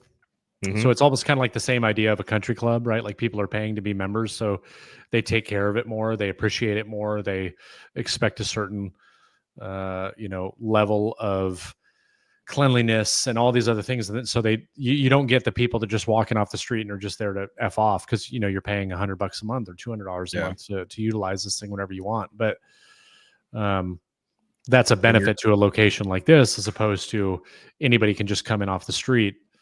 You don't need everybody to be able to do it. It's like I tell people with social media, right? Everyone's so focused on your subscriber numbers and how many followers you have and all this stuff. Like none of that crap matters. It really doesn't. And it's funny because the bigger you get, the more you realize it. What matters, like I don't need 250,000 people to make a difference. If I can get 200 of those 250,000 people to buy the instructional course that I made that cost, $300, that's a big difference, right? Like that's a significant impact. Quality over quantity. Exactly.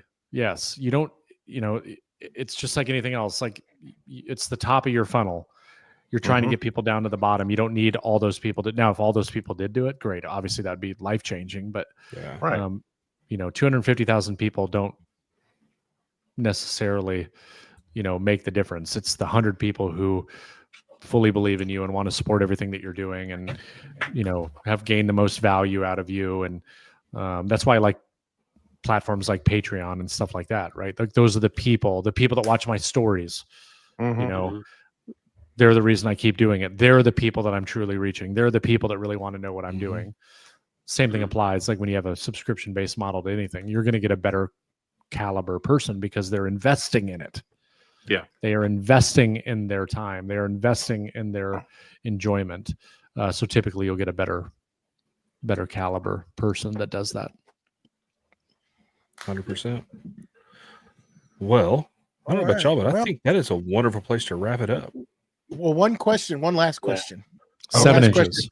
Well, I knew that was going to be the answer. So I had to do it at least once. Yeah. No, all seriousness though, when are the bench moving? We're not. What? Yeah, we're not. Yeah, that was kind of like I know I talked about it on our podcast, but we went and met with the builders. There was miscommunication. They don't actually own any of the properties. The properties are being sold second hand. The builder did own a couple of the properties, built a couple houses on it. The amount of money they want for the properties is absurd, and the builder that built those homes is very, very high dollar. And I essentially told him, we cannot afford what we want if it's being built. And going back to the kitchen that I'm doing right now, like when this kitchen is done, this 100% would be one of those kitchens that like it would be a $100,000 kitchen if any company was doing it. Will it cost me $100,000? No, it won't cost anything close to that. But it's not the type of thing that, like, you're not seeing rift-sawn white oak everything with top of the line hardware and metal pull-out trays and stuff like that. That's not a normal thing.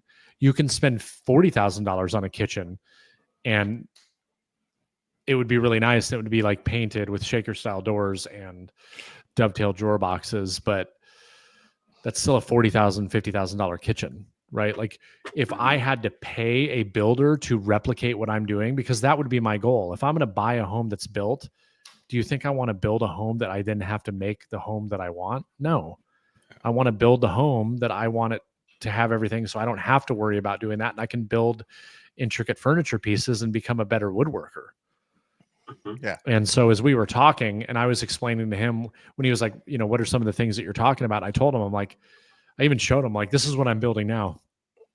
He goes, at the price point that you're looking to be at, you're not getting that.